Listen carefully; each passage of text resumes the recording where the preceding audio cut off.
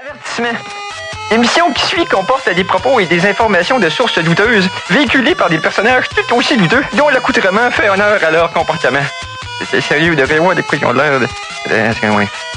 Si vous êtes malencontreusement offensé par un ou plusieurs propos des geeks contre-attaque, ce serait un peu comme se choquer après un bébé chien avec les gens encore collés qui vient vomir sur votre soulier.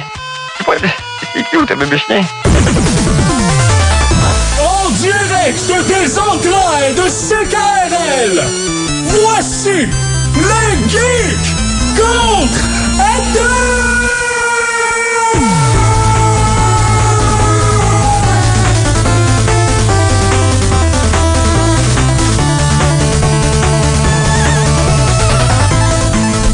Samedi, le 15 octobre 2022, bienvenue à cette nouvelle édition des Geeks contre-attaque.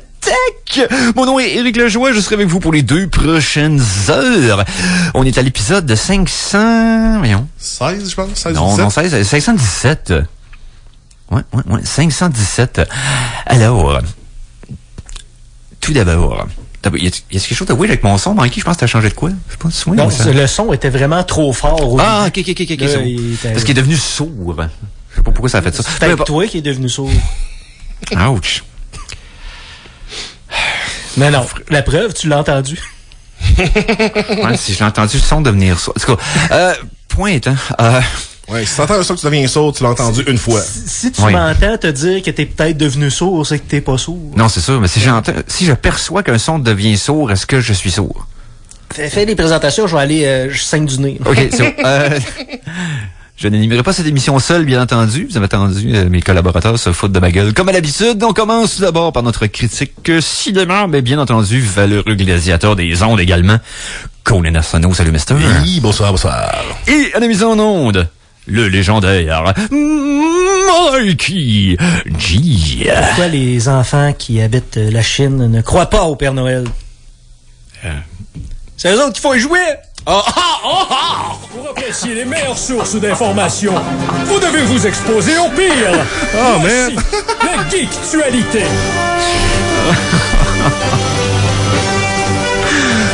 Terrible. Oh, nice. OK. J'apporte un peu du cringy de ma chaîne Twitch ici, sur les ondes FM de Québec. Beau samedi après-midi. Oui.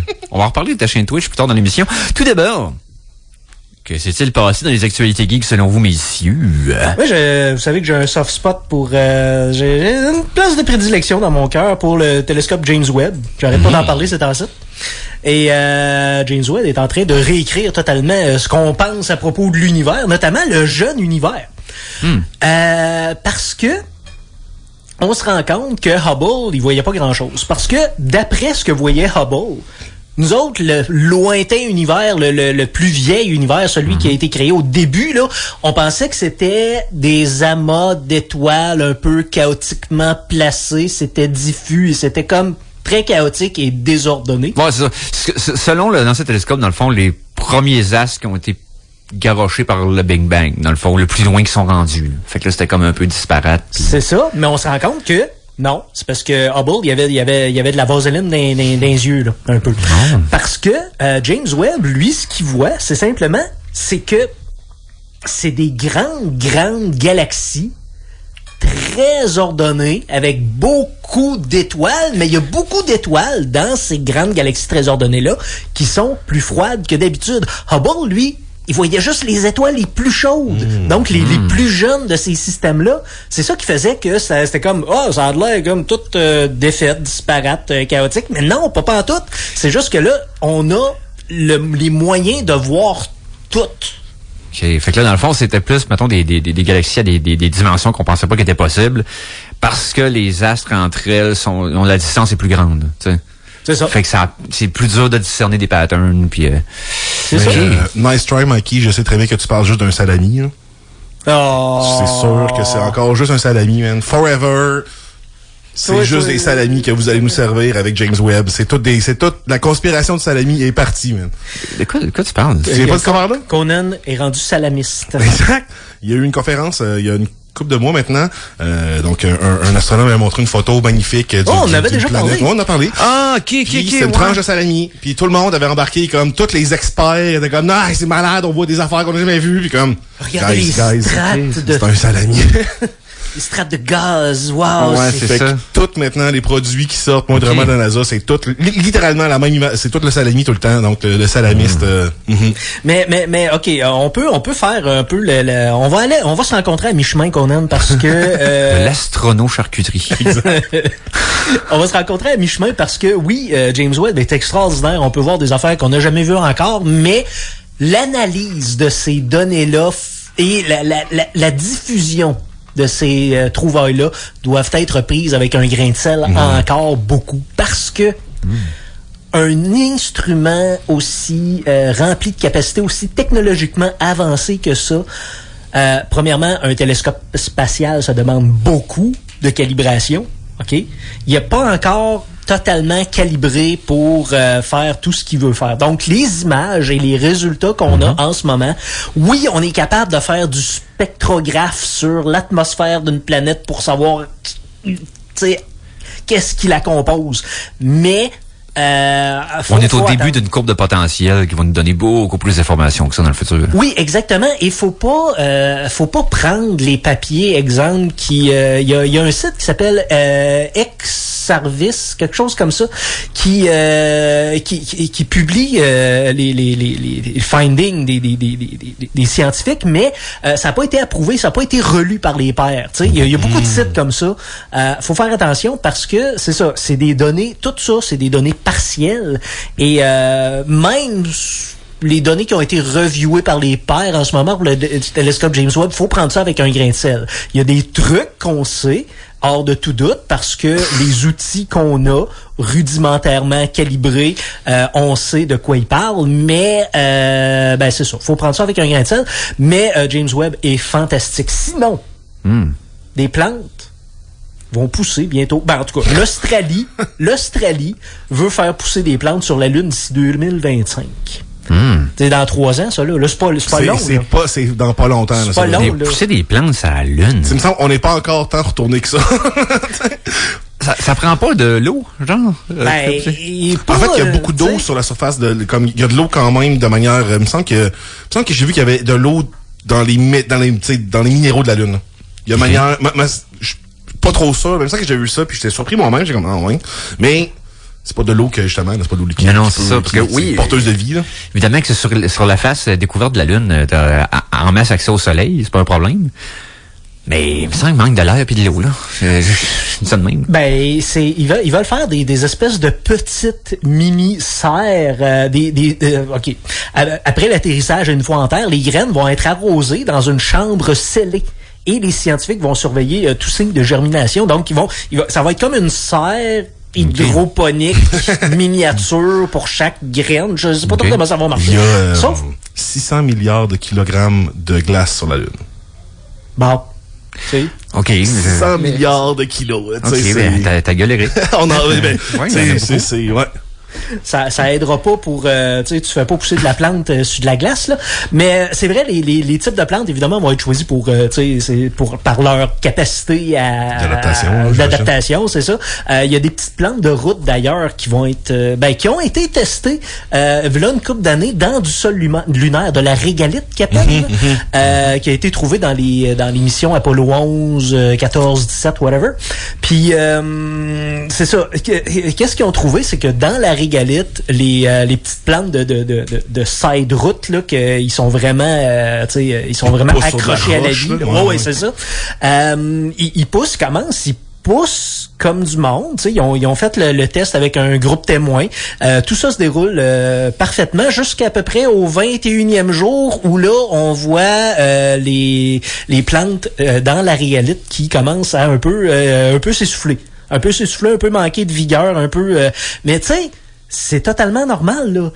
Tu sais, je réfléchissais à ça cette semaine en lisant cette nouvelle-là, puis premièrement, ça fait combien de temps que la Lune n'a pas accueilli la vie? Tu sais, ce sol-là doit être d'une pauvreté incroyable. C'est sûr que... Non seulement ça, mais l'atmosphère qui est absente, cette Terre là est bombardée constamment de rayons de toutes sortes. Ah oui, puis quand t'es pas au soleil, tu gèles, là, tu sais, comme il y a pas vraiment de, y a pas de cool place, là, comme juste, tu vas être un peu à l'ombre à la lune. Non. Il n'y a pas une zone fraîche. C'est ça, exact. C'est comme, c'est burn or freeze. Exact. Ah, mais il y a des petits terriers, genre, pas des terriers, là, mais des petits trous, des petites aspérités dans la Lune où, apparemment, la température est clémente à l'année longue.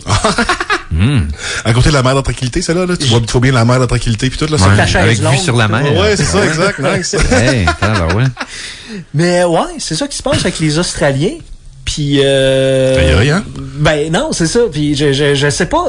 Ben ce qu'ils veulent faire, c'est sûr. Bon, ils veulent probablement coloniser la Lune ou tu sais, je sais pas. Ça c'est complètement faire pousser du stock sur la Lune. Ok, mais c'est une preuve de concept plus que d'autres choses. Mais une fois que tu réussis à le faire puis que c'est viable, est-ce qu'on manque d'espace pour faire pousser un certain type de plantes sur la Terre? Je pense pas. Non. Je veux dire, parce qu'il y a des, c'est parce on s'entend dessus que des espaces inexploités, là, où ce que la Terre est pas super fertile, là. Il y en a plein, là. oui. Qui sont un peu moins hostiles que la Lune. Ah oui, non, c'est qui vont être moins d'ouvrages à aller chercher puis à les mener là. Coûte moins cher de gaz y aller, hein. Non, c'est ça. Tu sais, je me demande à quel moment ça va être utile.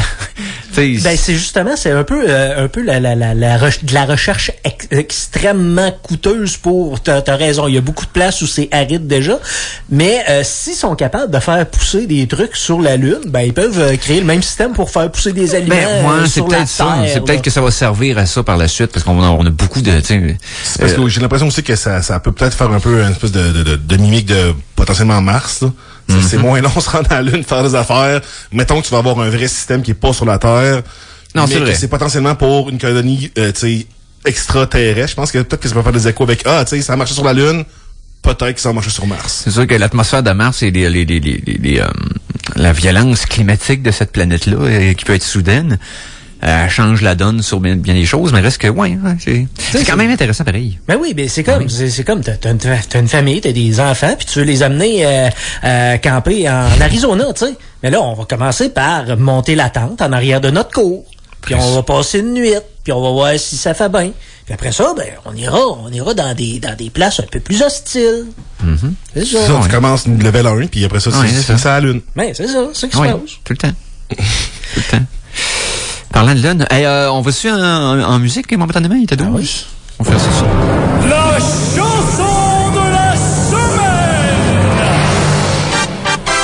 Sois rassuré, la tune ne sera pas très longue. Chanson de la semaine numéro 1, et c'est une suggestion d'un auditeur ou d'un spectateur de la chaîne Twitch, c'est ça long. C'est les deux. On parle de Monsieur Benny qui nous a suggéré, et j'aurais dû le faire dans le temps que j'ai écouté la série, parce que c'est vrai que le thème est vraiment catchy.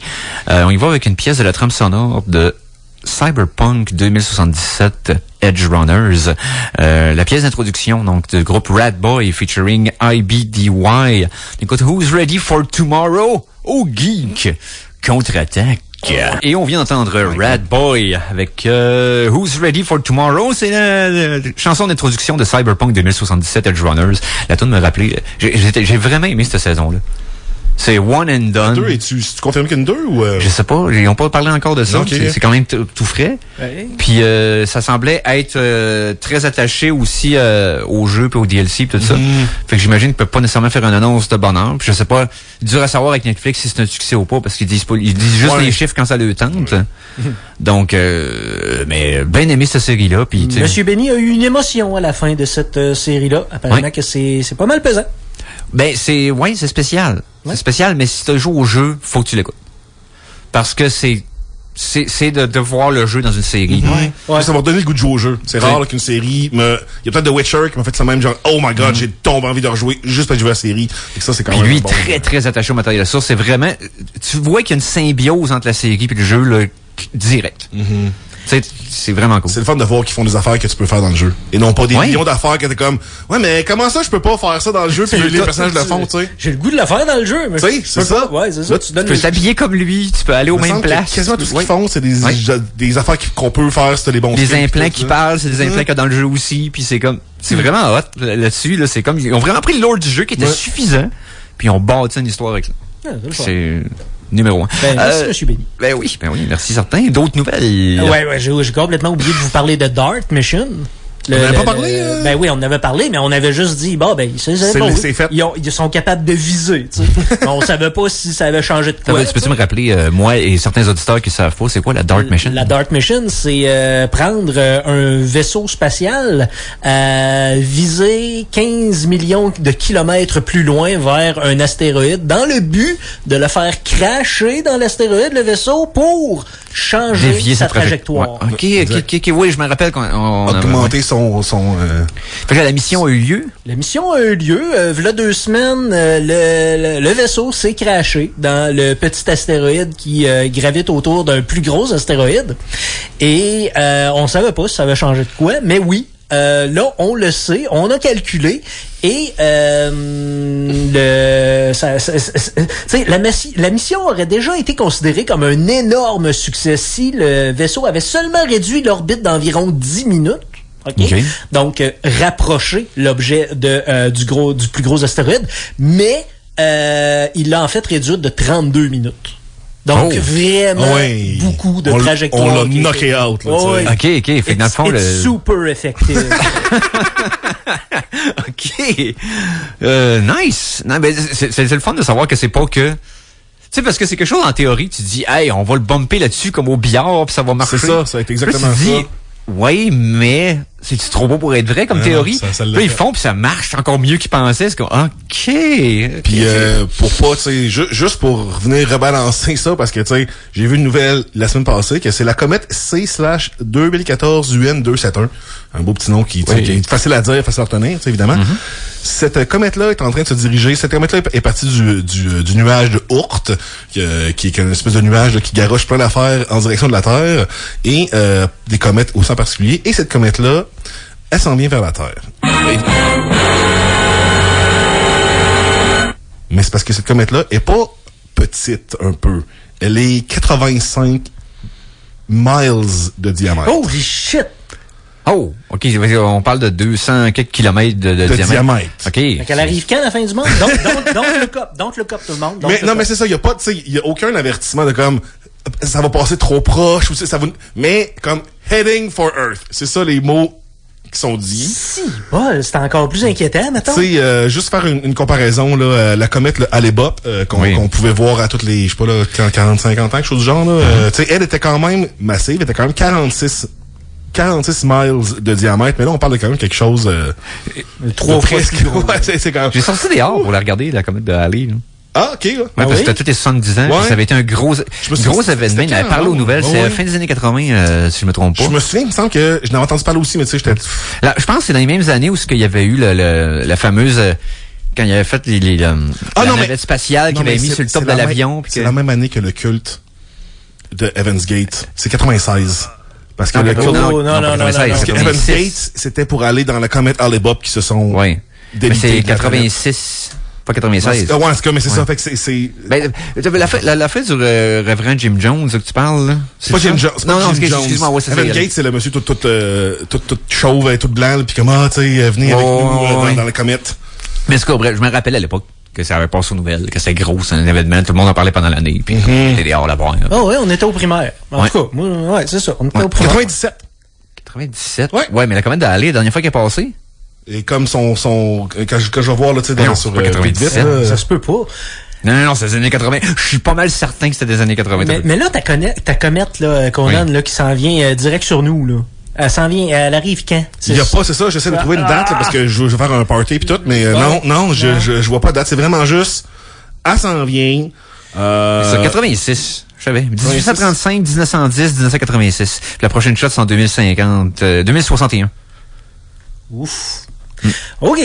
Bon, je vous parlais de plantes qu'on fait pousser sur la Lune pour peut-être réussir à faire pousser des plantes n'importe où avec le réchauffement climatique qui arrive et tout. Mais il y a de la peinture qui peut sauver la Terre en ce moment. Okay. Pour vrai, là. De la peinture qui peut sauver la Terre du réchauffement climatique. C'est fou raide. Je vous avais parlé du Fanta Black v'là un an à peu près. Oui. Fanta Black qui est la matière la plus noire. Le noir absolu. Oui, le noir absolu qui absorbe beaucoup de chaleur et de lumière. Ben, les scientifiques l'an dernier ont fait un record Guinness d'une couleur si incroyablement blanche qu'elle réfléchit 98,1% de la lumière. Oh. Non seulement de la lumière, mais de la chaleur. Et cette chaleur-là est tellement rebondie loin qu'elle s'en va en dehors de l'atmosphère, dans l'espace lointain. Là. Elle réfléchit la chaleur et la lumière jusqu'en dehors de notre atmosphère. Wow. Fait que commencez à peinturer tout le monde, on va sauver la Terre. C'est comme les bumpers dans Sonic. T'arrives avec un momentum, mais t'as rebondi plus loin que t'arrivais. Il t'en donne. C'est ça. Ça te donne du momentum. C'est pas le flubber, ça? Je sais pas. Flubber, me semble, ça fait exactement ça. Ouais. Flubber, c'est quoi ça?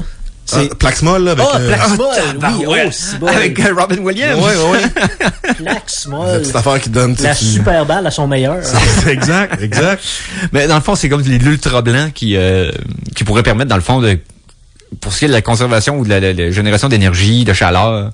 Ouais. C'est énorme là comme découverte quand même. De l'ultra blanc qui, bon, un exemple là, tu peintures ton avion avec ça et sur le tarmac, tu serais capable quasiment là de ne pas mettre de climatisation dans ton avion parce que tout ça est réfléchi. Imagine l'énergie qu'on sauve. Et moi, je sais pas pourquoi, mais j'imagine très bien, étant donné que ça réfléchit 98% de la lumière, les routes peintes en blanc, plus besoin de lampadaire la nuit. Non, mais en même temps, bonne chance, les lunettes, là, c'est déjà aveuglant, juste marcher avec un peu de soleil dans les yeux. Non, juste être dehors quand il a neigé la veille, l'hiver.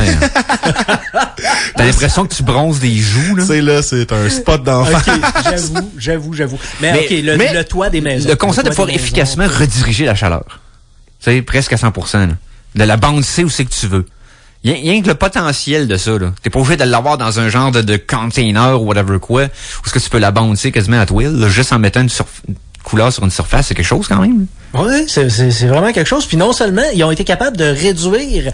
Avant, il fallait mettre, il fallait vraiment embeurrer épais, là, 450 microns d'épais. Là. Ça, c'est beaucoup pour toutes les industries qui demandent un certain check là, de poids et de mesure. Mais ils ont réussi à baisser la couche à 150 microns, donc 0.15 mm d'épaisseur. Et ça, ça va de pair avec les standards de l'industrie. Et c'est ça. Avec le 150 microns, ben là, ça baisse un peu, ça devient à 97,9% de la lumière. Ils sont pas à peine, dans ce temps-là. On oublie ça. La boîte. On oublie ça. Hey, on s'est mêlé dans les termes. Les comètes Hale-Bopp et la comète Halley, c'est deux entités différentes. Oh, OK. C'est ça. Hale-Bopp a été découverte en 95, visible à l'œil nu en 97. Moi, c'est ça que je me souviens. Mais Halley, c'est 86. Puis le culte, c'est Hale-Bopp. C'est pas la même. Non, c'est ça. Tu sais, comme dans Family Guy, ils font une parodie de ça, le petit monsieur qui boit du Kool-Aid. C'est pas le Kool-Aid, en tout cas, c'est pas ça. Mais c'est Hale-Bopp puis Halley. Fait que c'est vraiment deux. Mais non, c'est même pas geek, là. C'est même moi, j'étais comme... On avait tous les deux raisons sur deux sujets différents. C'est ça.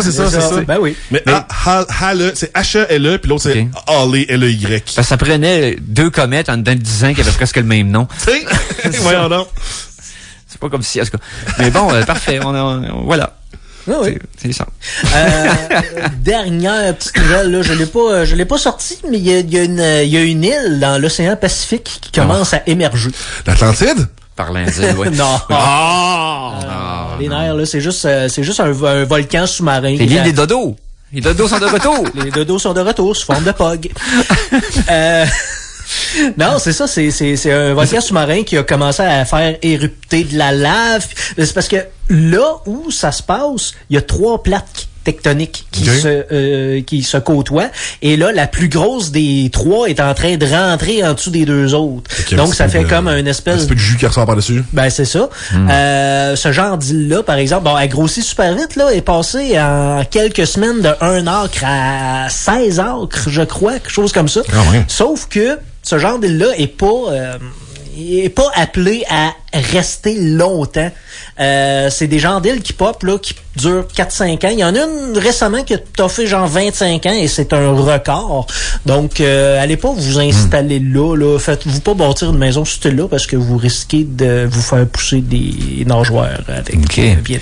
Là, je réalise que la mère qui disait à son enfant très jeune, là, ton père, il vient dans 5 dodo. D'un point de vue aviaire, ça peut être longtemps en Moses. Ça se peut qu'il revienne pas, là. Effectivement, c'est... Ouais, 5 dodo, c'est long, là. Non, c'est ça se peut que ça soit jamais. Ah, mais merci. On fait une petite pause. Puis après ça, après ça. C'est la continuité de la chronique 007. Ça risque d'être la plus animée depuis le début. Je vous en jase après. Puis après ça, on a d'autres choses qu'on a. On a vu plein d'affaires. Il y a des séries qui ont pris fin. On a du stock pour le reste du show. Soyez sans inquiétude. Donc, restez des nôtres. Et nous sommes de retour pour la deuxième partie de cet épisode des Geeks contre-attaque en ce samedi. Le 15 octobre 2022, épisode 517. Est-ce qu'on va faire une chronique express ou on peut faire une chronique express parce que ça vaut quand même la peine. Il n'y a pas juste une personne et étant donné que il n'y a pas juste mon fun mon fun qui est mort récemment. C'est ça que t'en viens de dire? Non, c'est ça. C'est rubrique nécrologique. Allô, qui est décédé cette semaine? Conan, je t'ai envoyé la petite information. Premièrement, tu peux parler aussi de la personne que tu as mentionnée la semaine dernière. Ouais, c'est ça. Je parlais de Robbie Coltrane, l'acteur qui a incarné Hagrid, dans le fond, qui était dans le James Bond que j'avais vu la semaine dernière, The World Is Not Enough. Il reprenait le personnage de Valentin Zukovsky et je décrivais le fait que la scène de sa mort était cool. Fait que la dernière fois que j'en ai parlé, il mourait. Puis là, on en parle là, puis il est mort. Faut peut-être acheter un 649. Ouais. Death Loto, man. Ouais. Fait que non, c'est ça, il y a aussi enfin, quelqu'un finit par l'avoir, le dernier Jason. Donc, un des acteurs qui faisait Jason, Ted White, âgé de 96 ans, est décédé, je sais pas quand, là, je vois pas la nouvelle aujourd'hui, mais il était le Jason dans Friday the 13th, le chapitre final. Que tu disais que c'était lequel, Eric? Je sais plus, parce que c'est-tu le 3? En tout cas, c'est le final, hein, c'est clairement le dernier qu'il y a eu. Là, c'est ça. Je pense que c'était le 3. Ou le 3, c'est celui qui était en 3D et qui a fait une gimmick là-dessus. Le 4, c'est peut-être le final chapter. Parce que le 5, c'est plus Jason. C'est un ambulancier qui se fait passer pour lui. Ouais, c'est ça. Hein? Je pense que c'est le 4, le final chapter. Ouais, comme les albums de François Pérusse, finalement. Mais c'est parce que c'est vrai, parce que dans le fond, légitimement parlant, là, c'est dans celui-ci, dans le 4, c'est là que Jason meurt. Parce que il meurt pas dans les films d'avant. C'est pas un zombie dans les premiers films. C'est un humain. Oh oui, non, effectivement, c'est pas un être surnaturel. Il passait pour être mort parce qu'il avait été noyé quand il était sa mère. Le 2 puis le 3, c'était juste un gros gars.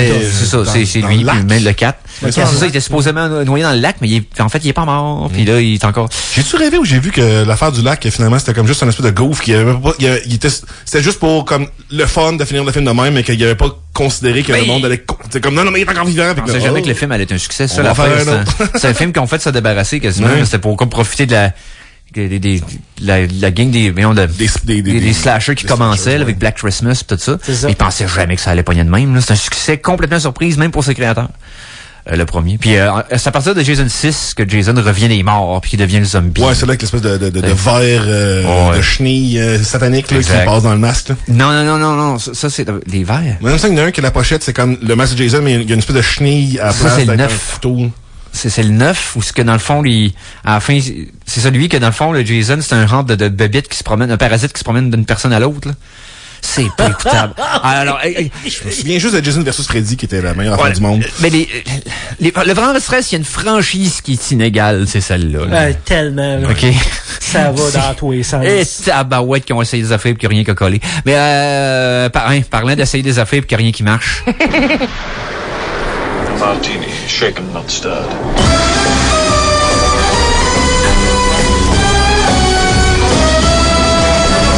Vous savez, agent, vous pouvez également utiliser cette chronique comme parachute. Chronique? De quelle chronique on parle? 007. Chronique 007. Ouf. Moi, je parlais tantôt que mon fun était mort, là. Et c'est le moment où il y a une courte période à l'intérieur de chacun des résolutions d'année que tu fais ou de défis que tu t'imposes ou de de longues activités où ce que tu vas avoir un petit... On appelle ça le mur. Ouais, c'est ça. Où que tu flanches, là. C'est que Jésus qui s'agenouille pour une première fois parce qu'il est imposante, la croix. C'est des affaires de même. Meurt un autre jour, Die Another Day, le dernier film de James Bond de Pierce Brosnan. On parle de 2002.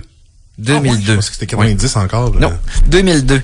Réalisateur Lee Tamahori, qui s'était fait connaître sous le 2 films Très avant bon ça. réalisateur. Once Were Warriors, Along Came a Spider avant ça. Après, Triple X State of the Union, Next, c'est moins glorieux après. Effectivement. Die Another Day, c'est le début de la fin, je te dirais, pour ça. Vraiment, hein? Budget de 142 millions, box-office de 432. Fait énormément d'argent, Die Another Day.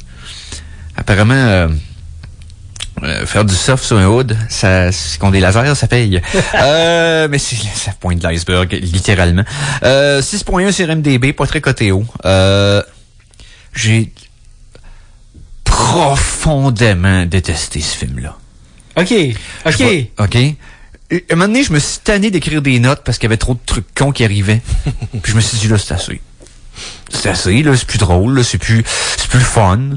Je riais, là, je ris plus. T'aurais-tu assez de trucs cons pour faire un top 5 des trucs cons dans Die Top Another Day? 5? Top 50, tu veux dire? OK, non, regarde. Okay. Je vais commencer par les statistiques qui sont en dehors de ce que je faisais comme qualité du film. C'est-à-dire, pays visité. On visite la Corée du Nord. Dans l'introduction. OK. Ce qui est quand même audacieux pour l'époque. On visite la zone démilitarisée, la DMZ, ainsi que une région côtière. On visite Hong Kong, on visite Cuba, on visite l'Islande. On se promène. James Bond, citoyen du monde. Oui. 5 consommations dans le film. C'est pour ça que c'est mauvais, il est sourd, raide. Champagne, Bollinger 68, un rhum, un mojito et 2 vodka martini. Oui. Broué en s'il vous plaît dans celui-là. Un pseudonyme qu'il utilise dans le film au début, que c'est le Monsieur Van Beer, qui est un trafiquant d'armes. Finalement, ça t'offre pas très longtemps son affaire. J'ai pas fait la liste des gadgets parce qu'il y en a quasiment plus dans ce film-là que dans tout le reste de la franchise réunie. Ah ouais! Ça en vient que t'es insensible. T'es complètement désensibilisé. C'est Gadgetman. C'est rien que ça, là. C'est comme Inspecteur Gadget, là. C'est n'importe quoi. Mais, OK. Commençons par le commencement. C'est toujours une bonne idée. Le film, OK, incluant le logo d'MGM qui rugit, puis d'United Artists, right? Ouais. Ça fait pas 1 minute que le film est commencé. OK? Que t'as du monde qui font du surf, ça habillé en espion, dans le fond, dans des sauts de full cuir. Nice. Du surf? Qui font du surf de nuit vers la côte. Dans le fond, c'est des espions qui, pour infiltrer la Corée du Nord, ils vont en surf. Ouais, ils arrivent en surf. Ah ouais, je me suis fait cette image-là. Oh my God. Et incluant les logos des studios, ça fait pas encore 1 minute que le film est commencé que tu vois ça. Wow! Tu peux-tu attendre avant d'être cave? Non. Mais c'est furtif, un surf, là, Eric. Ah ouais, pas de bruit, pas de moteur. Ça va rien. exactement comme tu veux, ça va contrôler pas. Hey, c'est pas. Écoute. Moi, là, je me rappelle, là, quand tu fais du surf, tu pars d'où? Tu pars de la place où tu veux revenir. Fait qu'il a fallu que tu sois sur la plage de la Corée pour aller se pogner à la vague. Ou t'arrives du large, toi, là. Non, ils sont là, exact, ils ont fait le tour. Les vagues, quand Ils sont est-ce partis qu'ils du lèvent? Japon. Quand est-ce qu'ils lèvent les vagues? Quand t'arrives au bord. C'est pas... ça marche pas de main. OK, on continue. Et oui, c'est... On continue. Là. 1 minute. Bien non, c'est ça. 1 minute La dans film le dure film. 3 heures. Pace yourself, Eric. C'est ça. Pace. OK. Là, c'est une séquence dans laquelle il se fait passer marchand d'armes, nanana, puis il y a le fils d'un général de la Corée que lui, dans le fond, il essaie de faire de la business à l'insu de son père. Puis lui, puis son homme de main qui s'appelle Zhao, puis lui, il s'appelle Colonel Moon. Et là, ça finit par une genre de poursuite en aéroglisseur par-dessus la zone minée, mais parce que son aéroglisseur, ils vont pas déclencher les mines. Puis là, apparemment, c'est pas si fou que ça. J'imagine, mais c'est comme ça doit tiré dépendre par les de cheveux. tellement d'affaires. Non, C'est risqué, par exemple, tu tombes de ton aéroglisseur d'un champ de mine. Là. C'est ça. Et c'est ça finit. Il se fait capturer, OK? James Bond. Et là, il y a une scène de torture qui commence, de lui qui se fait torturer pendant des semaines et des semaines pour avoir quelque chose. Et la toune d'intro Ah, c'est lui qui se fait torturer pendant le générique, Oui. me semble. Oui, Oui. je m'en souviens de ça. Et le man. générique de la toune, ce qui inspire le visuel, c'est James Bond qui se fait torturer. C'est vrai. C'est pas chic, man! Mais c'est quand même une grosse cassure des corps féminins Oui. qui ont pas d'allure. Là, c'est comme... Non, mais il y a encore des corps féminins. Ouais, non, mais c'est... Non, je- quand- mais- c'est la même affaire, c'est juste que... C'est vrai qu'il se fait péter à Dans le gueule fond, pendant les corps générique. féminins, c'est ce qui le torture. C'est-à-dire qu'à un moment donné, il se fait torturer par du feu. Fait qu'il y a des filles en feu. Après ça, il se fait plonger la tête dans l'eau. Ça fait que des filles en glace Je me puis en souviens eau. full bien, tu me dis Il ça. se fait électrocuter. Ok, je fait que m'en là, t'as des souviens. filles en foudre qui sortent. Ben, voyons donc! C'est comme tellement... Wow. C'est que checker ça, il y a mal. Il se fait torturer par des Pokémon. Non, mais c'est... OK. Et la toune. La tune qu'on va écouter, là. La gériboire de toune. Pour le temps. La chanson de la semaine 2! On va faire rouler tout de suite, parce qu'on est long à dire sur le reste. Parce qu'on est à peu près à 15 minutes, même à 10 minutes que le film est commencé, là. Oui, c'est Ok. ça, là. C'est pas passé grand-chose encore. Et c'est de loin la toune la moins écoutable de la franchise jusqu'à maintenant. C'est tellement... Si tu veux la toune la moins James Bond de l'univers, apparemment, c'est pas Au clair de la lune. Apparemment, ok. c'est Madonna qui l'a écrit. Die Another Day, 2002. On écoute ça au Geek Contre-Attaque. Donc, elle était bonne. Et on revient donc, c'est Die Another Day.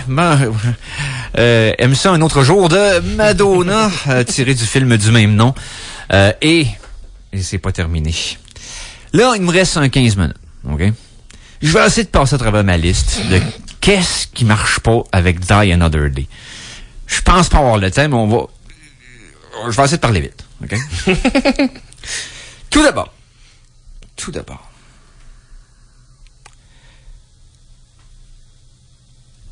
Une des personnes qui le sauve de la tentative d'otage, il est échangé parce que dans le fond, les MI6 ont réussi à capturer après qu'il s'est fait. Ok, on y va. Les deux comparses, il y en a un qui meurt dans le réglisseur, puis l'autre Zao, son homme de main, lui il s'échappe. Okay. Le père est déçu que son fils soit mort, enferme James Bond. Finalement, l'échange contre Zao des années plus tard, parce que Zao il était capturé par MI6. Ils sont échangés, un échange d'otages, lui et James Bond. Pourquoi? Des semaines plus tard, des années. Des semaines ou peut-être des années, on ne sait pas. Ok, C'est pas clairement Il y a identifié. les cheveux longs, en tout X cas. temps plus tard. C'est Ouais. ça, X temps plus tard. Une des personnes qui travaille pour le gouvernement américain qui fait l'échange, c'est Random Michael Madsen appears and it's mildly effective. C'est comme, il est là, il joue son propre rôle. C'est pas tant, non. Il doit peut-être, s'il y a 6 répliques dans le film, c'est beau, puis il est comme plus malaisant que d'autres choses. On dirait qu'il joue dans un film de Tarantino, dans James Bond. Non, mais c'est ça, comme pas rapport. c'est ça, c'est ça. Ouais, non, Il c'est ça. devait être fraîchement sorti d'un Tarantino. sur le bord de puis, retourner. Ouais. Non, fraîchement sorti de rehab ou sur le bord d'y retourner. Tout ça pour dire que ils ont échangé les otages parce que ils ont récupéré Bond parce qu'ils se disaient il y a quelqu'un qui a dévoilé telle information, il y a juste Bond qui le savait. Donc, ils vont probablement se mettre à dire tout le reste, fait qu'on le sort de là. Pas pour y sauver la vie, Non, pas c'est qu'il en pour dise protéger plus. leurs assets, ben oui. Ils se rendent compte de ça pendant qu'ils l'ont mis dans l'hôpital puis qu'ils l'ont enfermé là. Il ralentit son cœur lui-même pour se causer un arrêt cardiaque lui-même parce qu'apparemment, il a appris à faire ça en prison. Ouais. Aucune raison. Non, il y a des manuels en prison qui te disent comment faire. Ouais. Fait qu'il s'échappe. De MI6? Ah oui. Puis là, c'est Rogue Bond. là. Voilà, c'est ça, c'est Rogue Ok. Bond encore. OK. Il s'en va à notre place, il s'en va à Hong Kong pour aller à un hôtel, pour aller croiser un de ses anciens contacts. Son ancien contact, c'est pas trop, prend telle chambre, il paye une masseuse qui s'appelle, et là, je vous fais pas de joke, elle se présente à la porte. Je m'appelle Peaceful Mountains of Desire. Mountains au pluriel. C'est ça son nom. Peaceful Mountains of Desire. Es-tu comme... c'est à Hong Kong, ça? Oui. Mais finalement, c'est une agent double. Tout le monde est agent double. Ah, parce bon, qu'il y a non, quelqu'un mais- dans son miroir ouais. qui le filme, c'est n'importe quoi. Et là, finalement, il se fait donner de l'information pour aller trouver Zao qui se cache à Cuba. Arrive à Cuba, OK? Apprend que Zao se cache sur une île bizarre qui s'appelle Los Organos. Les organes. Uh-huh. Pourquoi l'île s'appelle Les Organes? Parce qu'elle n'existe pas, celle-là. Là. Ils ont inventé ça pour le film. Parce que sur cette clinique-là, sur cette île-là, il y a une clinique du docteur Alvarez qui fait des expériences sur l'ADN. C'est quoi ces expériences sur l'ADN? C'est qu'il change ton ADN. Il t'enlève ton ADN pour Oui. mettre celui d'un autre. Ben oui, non, c'est comme ça que ça marche, Ça- Eric. là. C'est comme ça que ça marche, là. Il modifie pas. Non. Il te l'enlève. Quand je mange une Hey. tomate, je deviens la tomate. C'est ça, non.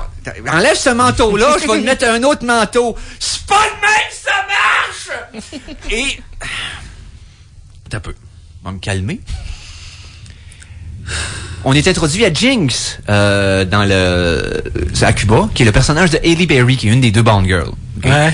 Donc, elle s'appelle Jacinta Johnson. Son Jinx parce qu'elle porte malheur Ah, OK. aux autres. Et au film. C'est ça. Non, elle n'est pas si pire que ça. Halle Berry n'a pas rien à se reprocher du matériel qu'elle avait dans les mains.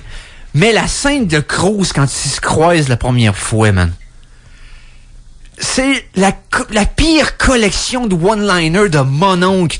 C'est rien que des métaphores de paraboles qui veulent rien dire, sauf si tu comprends. Clin d'œil. I guess que je comprends. J'aime bien le chocolat, mademoiselle. Puis Jason se fait passer pour un ornithologue. Fait qu'il fait des jokes d'oiseaux, là, c'est comme... C'est Mais je comprends pourquoi il se fait passer pour un ornithologue, c'est parce que le nom de James Bond vient d'un auteur qui écrivait sur l'ornithologie. Ah oui. Et bon, il y a des références. En fait, ce référence. film-là, était le 40e, 2002, c'était le 40e anniversaire de la franchise. T'es-tu horny, toi, là? Peut-être. Mais oiseau. parce que c'est le 40e anniversaire, ils ont fait des références à tous les films de la franchise dans Die Another Day. Ah, Hey, c'est pas man, une bonne Il y a une idée, référence ça. à chacun des Pauvre. films d'avant. Pauvre scripteur, man, qu'il faut qu'il comme, non, Ouais. faut que tu mettes tous ces éléments-là dans le script. C'est ça. À un moment donné, il se rend compte que... c'est bon, oui. Il retourne à Londres, après avoir appris ce qui s'est passé, puis que notre ami Zao s'échappe, sous la musique London Calling de Clash dans l'avion. Ben oui. Parce qu'il fallait que ça soit Yondonos, tu sais. Sinon, non, il va pas à Londres, sinon, là. Il arrive là, il va voir un certain Gustave, parce qu'il trouve des diamants là-bas. Okay, parce que notre ami Zao, il est rendu avec des diamants incrustés dans la face, parce que ça explose. Je me souviens de sa face, là, du gars qui a dit diamant dans la face. Oh, wow! Et, OK. Les diamants, c'est comme un genre de nouveau mania des diamants qu'on a trouvé en Islande qui s'appelle Gustave Grave, OK? Gustave Graves. Voyons, OK. Et notre ami Gustave Grave est scandaleusement over the top. Là. Il y a une intro là, il arrive en parachute à son induction à se faire adouber par la reine, right? Il va devenir des chevaliers, mais il arrive en parachute. Puis, GG, Gustave. il est champion olympique d'escrime, puis BBE. c'est ça. Puis, puis en plus, il va démontrer un nouveau satellite, puisqu'il y a un genre de plan. OK. Il est folotte, là. C'est Arthur Fortune dans les Simpsons. Et, tu vois James Bond retourner à MI6, et là, il y a une scène qui arrive, puis tu te rends compte que tout le monde est mort à MI6, puis là, M est otage, il tire, puis finalement, c'est un entraînement en VR. Mais un entraînement en VR, là, c'est full sensoriel, mais c'est juste des petites lunettes qu'il y a. Ah non, il y a tout C'est là-dedans, là. du complet sci-fi, OK? Parce qu'aujourd'hui, tu sais que le VR, ce sera pas ça. Je veux dire, même... Avez-vous vu de quoi a l'air le metaverse? Non, mais tu sais, Il y a des jambes. dans Minority Report, tu vois comment il interagit avec le VR. Non, lui, il met des lunettes, là, pis c'est full simulation. Non, c'est là. c'est le cobaye all over again. Oh oui, complètement, avec juste des lunettes fumées. C'est n'importe quoi. John Cleese est de retour en Q, bien sûr, et là, il monte la voiture qu'il va avoir pour le film, qui est un char invisible! Ah, ça, c'est pratique, wow. ça. Ouais. Fait que lui aussi, Oh, quand le il est jump dans le pad, char, il est invisible. Non, ben Non, oui, non, oui, tu le vois juste Tu assis. le vois assis dans le vide. Comme Wonder Woman Non, dans c'est son, dans son avion. Ouais. c'est du gros n'importe quoi, parce que là, on est dans la technologie sci-fi, c'est plus des gadgets, c'est... Eric, je suis désolé, mais t'atteins pas ton but. Si ton but, c'est d'empêcher les gens de le voir, moi, j'ai juste le goût de plus en plus d'écouter ça à soir, là. Il y a un sbire du bad guy de Gustave Grave qui s'appelle Monsieur Kill. Wow. Wow. Gustave Grave, son plan, c'est qu'en fait, c'est le colonel Moon qui était supposé être mort au début, mais il est allé à la clinique d'ADN pour devenir un caucasien, pour pas se faire reconnaître. Il se fait gender bent. Oui, exactement. Ah, wow. Il passe d'un asiatique à Wow. un blanc. C'est ça son plan. Ouais. OK. Il était donc bien visionnaire. Et son homme de main, dans le fond, Zao, il est comme à moitié de la procédure, donc il est comme un asiatique, mais avec du white face. Ouais, c'est parce qu'il me semble que je me souviens qu'il était vraiment pâle, le dude, là. Oh, oui. Pâle powder style, là. Tout à fait. Et son projet satellite, ça s'appelle le projet Icarus. C'est créer un deuxième soleil. Ben, évidemment. OK? Pourquoi? Ben, c'est que, dans le fond, pour être capable d'avoir, de faire en sorte que les trucs poussent 24 heures sur 24, Il a puis passé ça aider la planète. Mais lui, il s'en sert aussi pour le rediriger de façon plus focalisée pour faire un laser. Puis il fait péter toutes les mines de la DMZ pour essayer de créer une guerre entre la Corée du Nord et la Corée du Sud. Toi, t'es complètement stupide. Pendant ce temps, notre bad guy se fait aussi construire par ses sbires un gant qui électrocute le monde. OK? C'est bon. C'est cool. Un grand taser, ouais. Ben oui. Un grand taser. À date, c'est correct. Le gars, il dit, puis t'as réussi à le faire à 50 000 volts? Il dit non, à 100 000 volts. C'est parce que 100 000 volts, ça liquéfie le monde, OK? C'est entre 2700-ish puis 11 000 pour tuer quelqu'un, OK? Il est à 100 000 volts, là. Oui. Non, c'est... La batterie, il y a la batterie qu'il y a là-dessus, mon chum. Il électrocute 5 personnes avec. Ils sont tous juste stunnés. Ah! Non, À ouais. 100 000 volts, il aurait explosé dans sa main. Tu sais. Et là, vers la fin du film, son gant, ça suffit pas à se faire une armure pour aller avec le gant. Ben oui. On dirait juste qu'il a pris le dessin du Power Glove, ça me prend l'armure au complet, comprends-tu? Nice. Tu sais, et notre ami, dans le fond, Découragé, Eric. oui. Oui. Le troisième acte, c'est juste... Il y a beaucoup de plans accélérés, ralentis, comme dans Resident Evil. Ouais, qu'il y avait des slowdowns pis des boum. Ouais, c'est ça, exact. On voyait pas les James Bond avant, tu sais. Non, C'était comme effectivement. pas... C'était des films plus filmés traditionnels, tu sais. C'était comme... Faut pas qu'il y ait de ralenti dans une explosion Mais non, de c'est James parce Bond, que là, c'est ça va pas... fort. C'est pas Fast and the Furious, Non, ça, non, c'est James Bond, là. c'est ça. Mais apparemment, il voulait être moderne, puis hip, Ah oui, non, mais puis c'est cool, sûr. puis la matrice, puis bullet time, puis tout. Il se bat dans une chambre où il y a un paquet de lasers qui se promène à un moment donné, qui fait pas pantoute Resident Evil. Zao chauffe une décapotable en Islande. Parce qu'il a amené son char plein de gadgets, qui est une décapotable en Islande. Je sais pas si vous avez l'hiver en Islande. Il fait fret. En Islande. Décapotable en Islande, j'avoue que... Un décapotable. Il peut pas avoir de hood, il Non, peut mais pas avoir c'est de un capot. force field, là, Parce Eric, qu'il y a là. un gun à la place. C'est pas un bon choix. C'est pas OK. À la fin, ça se passe dans un avion. L'avion passe dans le laser, elle survit. Ils se Ouais, mais battent. c'est parce que c'est la couleur de l'avion qui fait refléter, tu sais, c'est... Oui, l'avion était peint en ultra blanc, là, C'est ça, comme j'ai exact. mentionné Dans tantôt. l'avion, il y a un hélicoptère puis des chars sport que le gars collectionne. Il dompe les chars pour dropper un hélicoptère pendant que l'avion explose. Et quand il arrive à terre pour la finale du film, les chars sont plantés dans le sol comme des arbres. Comme des... Tu sais, ils ont tombé de 30 000 pieds des airs, sont intacts, mais sont juste comme 4 pieds dans le sol. Juste le hood bien... Non, c'est drôle, tu sais comment c'est cocasse. Pas de danger que le char est fendu en 180 000 morceaux. Non. Ben non, c'est solide, ça. Hey, c'est fait avec des gros rebars, là. OK, Ah oui. c'est tough, là. Ben oui. J'haïs ce film-là, là. Ce Non. film-là s'est foutu de ma gueule pendant toute la... 2h13 minutes. C'est un des plus longs James Bond de la franchise. Puis il veut plus finir. Alors, chers auditeurs, Eric recommande chaudement Je veux Die plus Another jamais Day. voir Die Another Day. Je suis content que ça ait passé. La semaine prochaine, j'écoute un de mes préférés. On passe à notre ami Daniel Craig. Oui. Et C'est ça, on commence avec les Craig, là. oui, on commence avec Casino Royale. J'ai tellement hâte de me sortir de ce... Tu l'as franchi, ton mur, là, Eric. Tu l'as Ouais, franchi. je sais. On fait une petite pause de 3 minutes. Je vais pleurer en silence. Et on revient avec plein d'autres choses, chronique Conan, etc.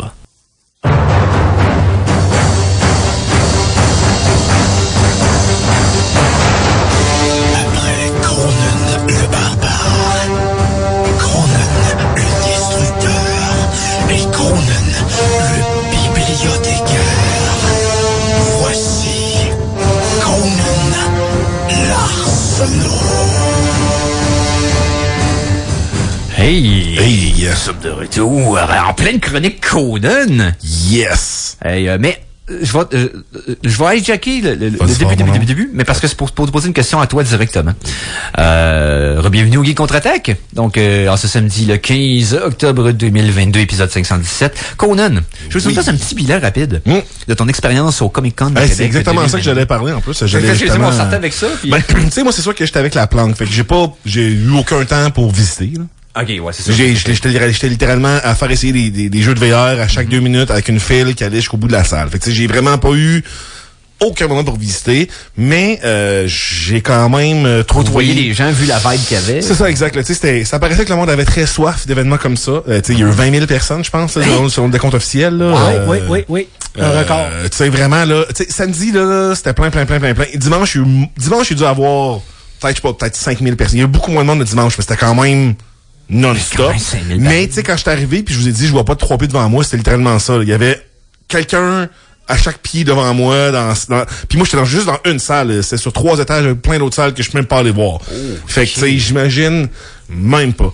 Une affaire qui m'a beaucoup surpris, c'était les cosplays étaient vraiment particulièrement obscur. Oh, Tu sais, ouais, j'ai ok. pas vu j'ai peut-être vu 2 Deadpool, 3 Batman. OK, là, c'était vraiment un personnage très riche. Là, c'était exact. Là, tu sais, il y en a plein que je reconnaissais, puis c'était comme, hey, ça, c'est comme pas le d'autre qu'on voit genre, 1 seconde dans telle affaire, puis tu sais, vraiment, là, ça m'a vraiment surpris. Puis aussi, le fait que, ben, c'est sûr que, encore une fois, j'ai pas tout visité, mais, j'étais surpris du, comment dire ça? De la superficie des lieux, quand même, c'est quand même gros. Oui, c'est en congrès sur 3 étages. Ah C'est oui. comme il y avait vraiment beaucoup de grosses salles. Mais non, ce qui m'a surpris, c'était plus le non-sexiness de la plupart des costumes. Ah, OK, ouais, t'avais pas ce côté-là. Je m'attends, tu sais, comme, évidemment, quand on parle de cosplay, on parle d'affaires de même, j'étais ça, bon, check ça. Il va y avoir des centaines de filles, tu sais, cleavage, qui finit plus, pis tout ça, pis j'ai dû les compter sur mes doigts, là, les costumes que j'étais comme... Toi? T'as pas... Oh, non, pas ça. Non, mais dans le sens, c'est peut-être, sur 20 000 personnes, c'est peut-être 10 personnes que j'ai fait comme, Ouais, hey, c'est ok, Qui ont décidé d'aller avec... de faire de le s'en sexy, servir pour... tu sais, Exactement. que ce qu'on voit tellement souvent dans beaucoup d'affaires de T'as costumes. beaucoup de monde qui cosplay, servent tu sais. des cosplays comme prétexte Là, pour j'ai s'habiller été- très peu en public. Là. J'ai été comme vraiment surpris, honnêtement. Là, Mais puis, non, ouais, non, honnêtement. Je tiens à te remercier pour la belle photo que tu m'as donnée de Baby. Ah, hey, puis en plus, je l'ai comme pris un peu furtivement, là, parce qu'il fallait comme que je paye là, pour la prendre, là, finalement. Ah, ok, c'est pour ça qu'elle était loin. Ouais, Mais là, elle tu sais, est moi, j'étais belle, hein, comme... à vous. Fuck off, là, je vais pas payer pour une photo de ton char de loin, man. Come on, là. En tout cas, c'est I get it, là, faut qu'ils fassent leur argent, ce monde-là, là, c'est comme, je comprends, là. Mais moi, le coup de, comme si tu prends une photo de moi du cash, j'étais comme, Ouais. mon chum, pour que tu me cours après, man, pour le 5$, man, parce que je te jure que... Viens chercher le 5$ dans mes poches. Viens le chercher. Mais, ouais, non, effectivement, c'est un très beau véhicule. Moi qui n'ai pas un amateur de char, là, je te dirais, mais c'est un... Non, moi non plus, mais un en beau tout cas, char. il a sauvé l'univers plusieurs fois. Effectivement, ce char-là. effectivement. Non, c'est un très bel événement. Shout out, j'ai rencontré une couple de nos fans. Là, Monsieur Djeko, by the way. Hein? Monsieur Djeko, entre autres. Euh, Monsieur Djeko qui avait sa calotte de Mario.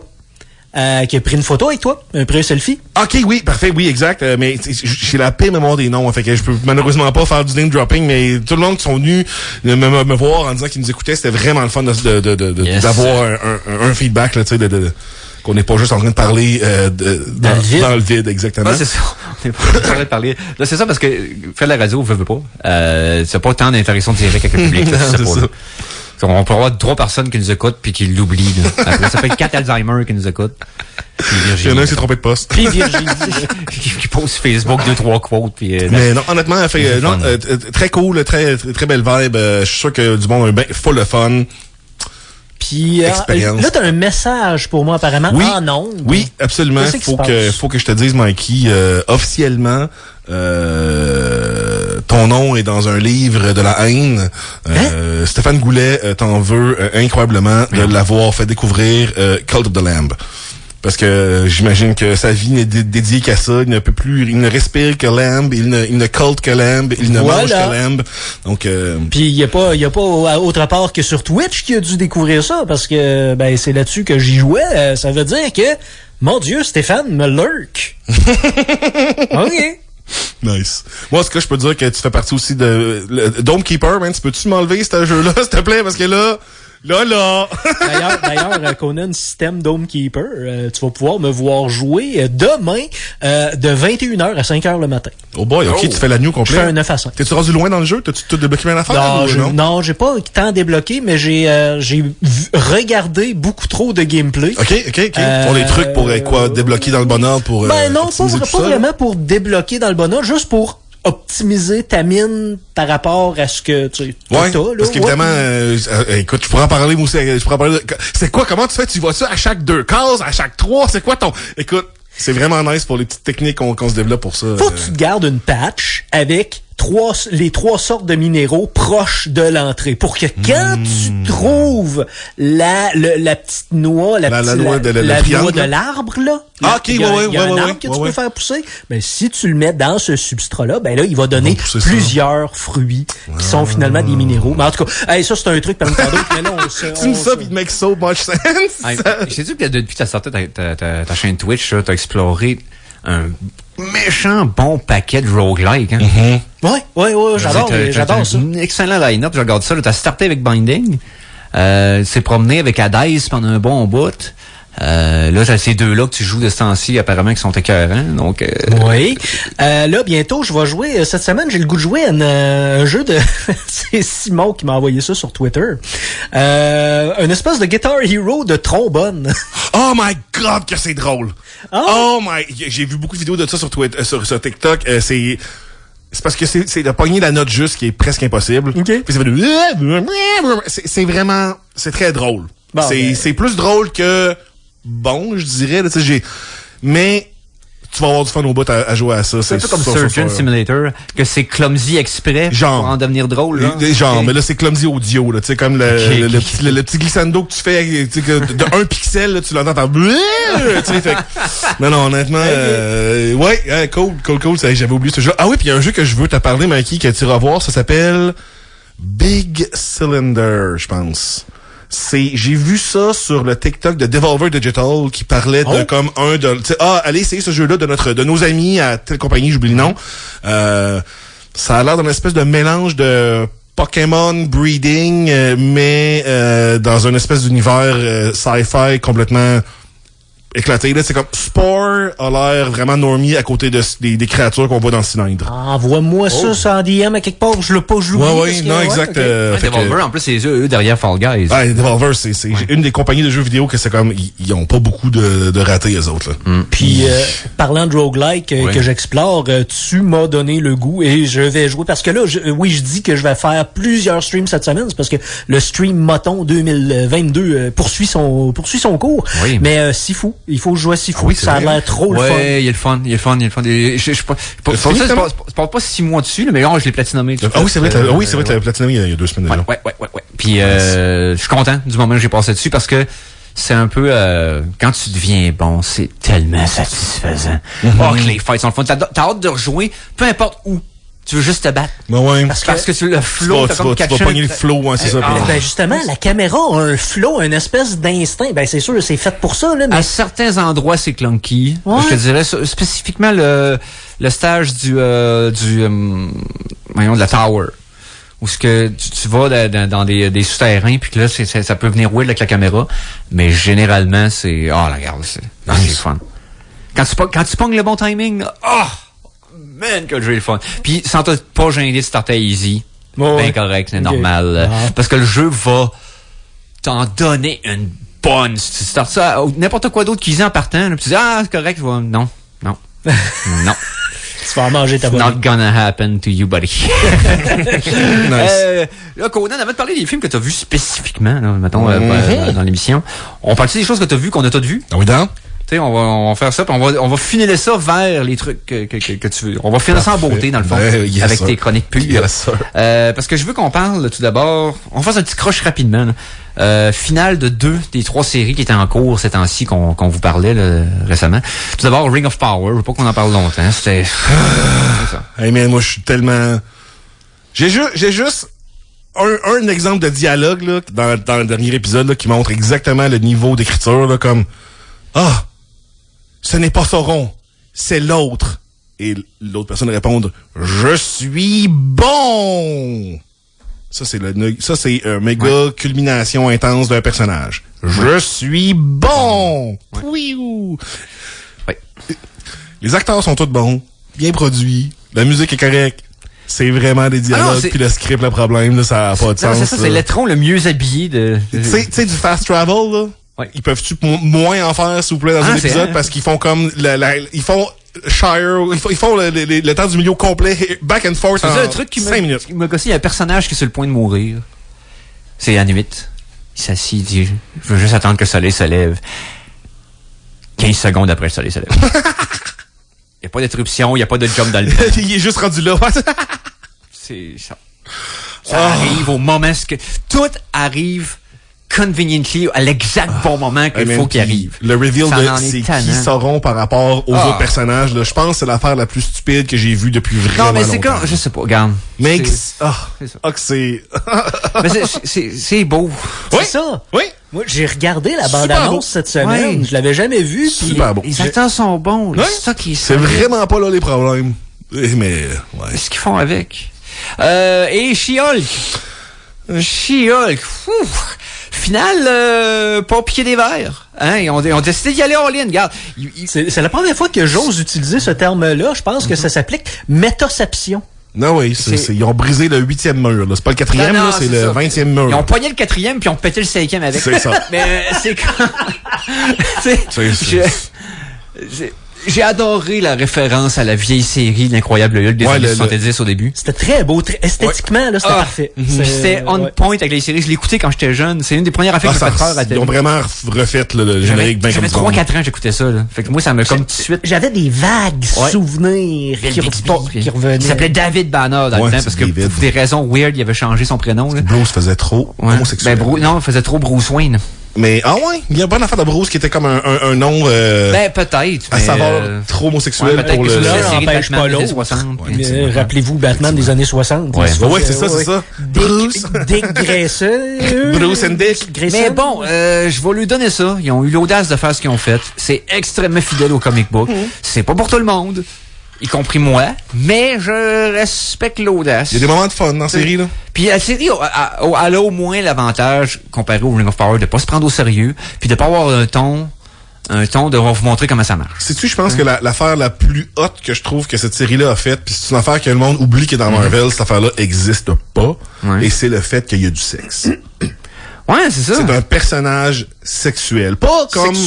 Sexué, exact. Ben, même sexuel parce qu'elle est l'objet du désir de beaucoup d'affaires. Non, puis elle recherche à en avoir mais aussi. Non, mais c'est ça, mais dans le sens, ça n'arrive jamais dans Marvel.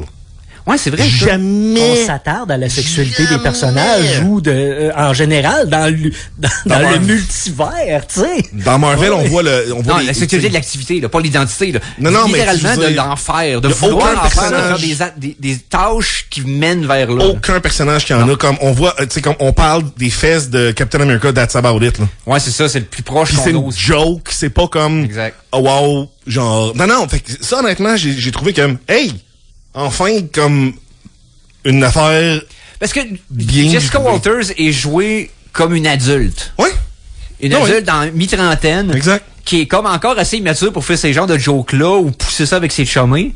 Mais en même temps qu'il y a une vraie job. Tu sais, j'aime la façon qu'elle a interprété le personnage puis comment ses dialogues à elle sont écrits. Effectivement. Tu sais, il y a eu des choix weird dans le script par rapport à où c'est que l'histoire va. Ça, c'est pas tant elle le problème. Mais non, elle apporte très bien tout ce qui est envoyé dans cette direction. Exact. Parce que là, j'ai hâte de voir qu'est-ce que le personnage de She-Hulk, où c'est qu'ils vont la mettre maintenant. En dehors de sa série, il y a de quoi de vraiment cool à faire avec sa perso. Mais c'est ça l'affaire, c'est qu'un personnage comme ça, en dehors de sa série, à un moment donné, c'est comme, faut que ce soit à propos de elle.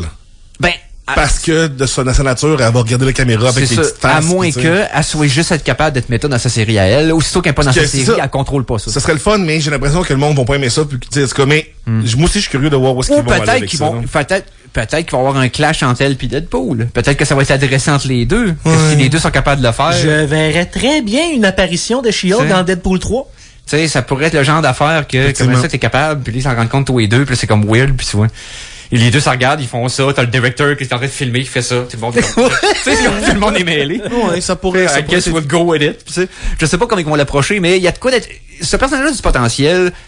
Je suis, avec la série, mais je suis pas comme Ring of Power, ce que ça fait de quand, man. Non, c'est honnêtement, moi aussi, là, il y a des affaires il y a des moments que j'ai eu du vrai fun dans She-Hulk. Dans Ring of Power, c'était pas mal Dredge tout le long comme non, c'est ça. Au moins, c'est terminé. Werewolf by Night. Yes. Werewolf by Night. Werewolf by Night. Ouais, c'est un spécial d'Halloween que Marvel a sorti. Donc, 1 heure. C'est même pas un film. C'est 55 minutes. Est-ce qu'on écoute quelque chose avant de parler de tout ça ou on fait ça à la prochaine demi-heure? Je sais pas. Je pose la question. Si je regarde les tunes que j'ai cette semaine, ça serait... Ben là, ça serait à propos. Ben oui, c'est ça. J'ai hâte de l'écouter. Chanson de la semaine. La chanson de la semaine 3! Elle est où? Chanson de la semaine numéro 3. Et là, je vais faire référence à quelque chose qu'on fait 2 vendredis par mois sur la chaîne de Mike JLGCA sur twitch.tv. Hier, c'est Ciné Geek Beta. On a eu extrêmement de plaisir. On a toujours du plaisir, mais là, c'était particulier hier. Ouais, le film qui a gagné au balotage, on a écouté... le film que j'avais choisi était Demon Seed de 1977. On a eu du fun avec celui-là. Film plus un film culte qu'un film douteux, mais reste que c'était le fun. C'est un excellent film. C'est une prémisse weird. Un AI super puissant prend le contrôle d'une maison, s'intéresse trop à la race humaine, puis décide d'essayer d'inséminer une madame. Ouais. Bon, Fait que, let's see where it goes. T'sais. Let's go. Et, mais on a eu du fun. Et l'autre film qui avait été voté au balotage par les gens, 1988. Oui. Film d'Halloween. Thématique d'Halloween qui s'appelle... Hack-O-Lantern? Hack-O-Lantern, exactement. Et les deux films, il y avait des lasers dedans. En tout cas. Ouais, c'est ça, bizarrement. Mais Hack-O-Lantern, la raison pour laquelle j'en parle... Il y a une toune qui a été choisie pour le film. Je pensais qu'elle avait été écrite pour le film. Je me suis trompé. Ah, wow. OK. C'est un vrai band qui ont fait un vrai album. C'est un album qui est paru en 1986, qui s'appelle Crack of Doom. Okay? Donc l'album était sorti 2 ans avant. Le groupe s'appelle DC Lacroix. Ah, oui. DC, nice. le DC. Oh, ouais, comme DC Lacroix. District Columbia Lacroix. Ouais. Ou genre... je sais pas moi, Daniel Chantal Lacroix. Là. C'est comme... C'est canadien? Je sais pas. On va checker ça, puis on va vous... Ça s'appelle Devil's Son. Et c'est la pièce thématique de Hack-O-Lantern et une pièce de ce groupe-là qui s'en vient. Donc on écoute ça au Geek Contre-Attaque. Alors, es-tu le fils du diable? Diable! Oh, excuse-moi. Non, es-tu le fils du diable? Diable. C'est Et on vient d'entendre DC Lacroix. Donc, DC Lacroix. Avec la pièce Devil's Son, qui est tirée de leur album Crack of Doom 1986, mais surtout de la trame sonore de Hack-O-Lantern en 1988. Puis on a regardé, puis ils sont pas canadiens, ils viennent de Seattle. Oui, Seattle. Mais écoutez le film, là, ne serait-ce qu'allez voir sur YouTube le lien pour la chanson. Dans le fond, Devil's Son de DC Lacroix. Et généralement, si vous tapez, mettons, Hack-O-Lantern Devil's Son, vous allez avoir l'extrait du film, parce que dans le film, la toune est intégrale. Oui. Elle passe au complet. C'est pas une toune qui passe pendant... Non, ils ont fait un vidéoclip dans le film. Dans le film, oui. Et il est disponible sur YouTube officiellement, légalement. Donc, c'est le fun. C'est des lasers, des guitares, quelqu'un qui fait semblant de jouer puis qui comprend pas... Quand même pas... une connaissance de base de comment quelqu'un voudrait faire des notes avec un objet. Tu sais, il y a rien, il sait pas quand est-ce partir, il sait pas quand c'est gênant. T'sais.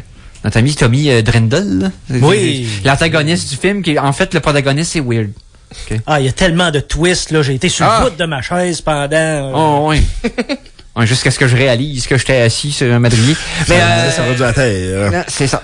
Donc, on avait introduit de Werewolf by Night. Yes. Loup-garou de nuit. Oui.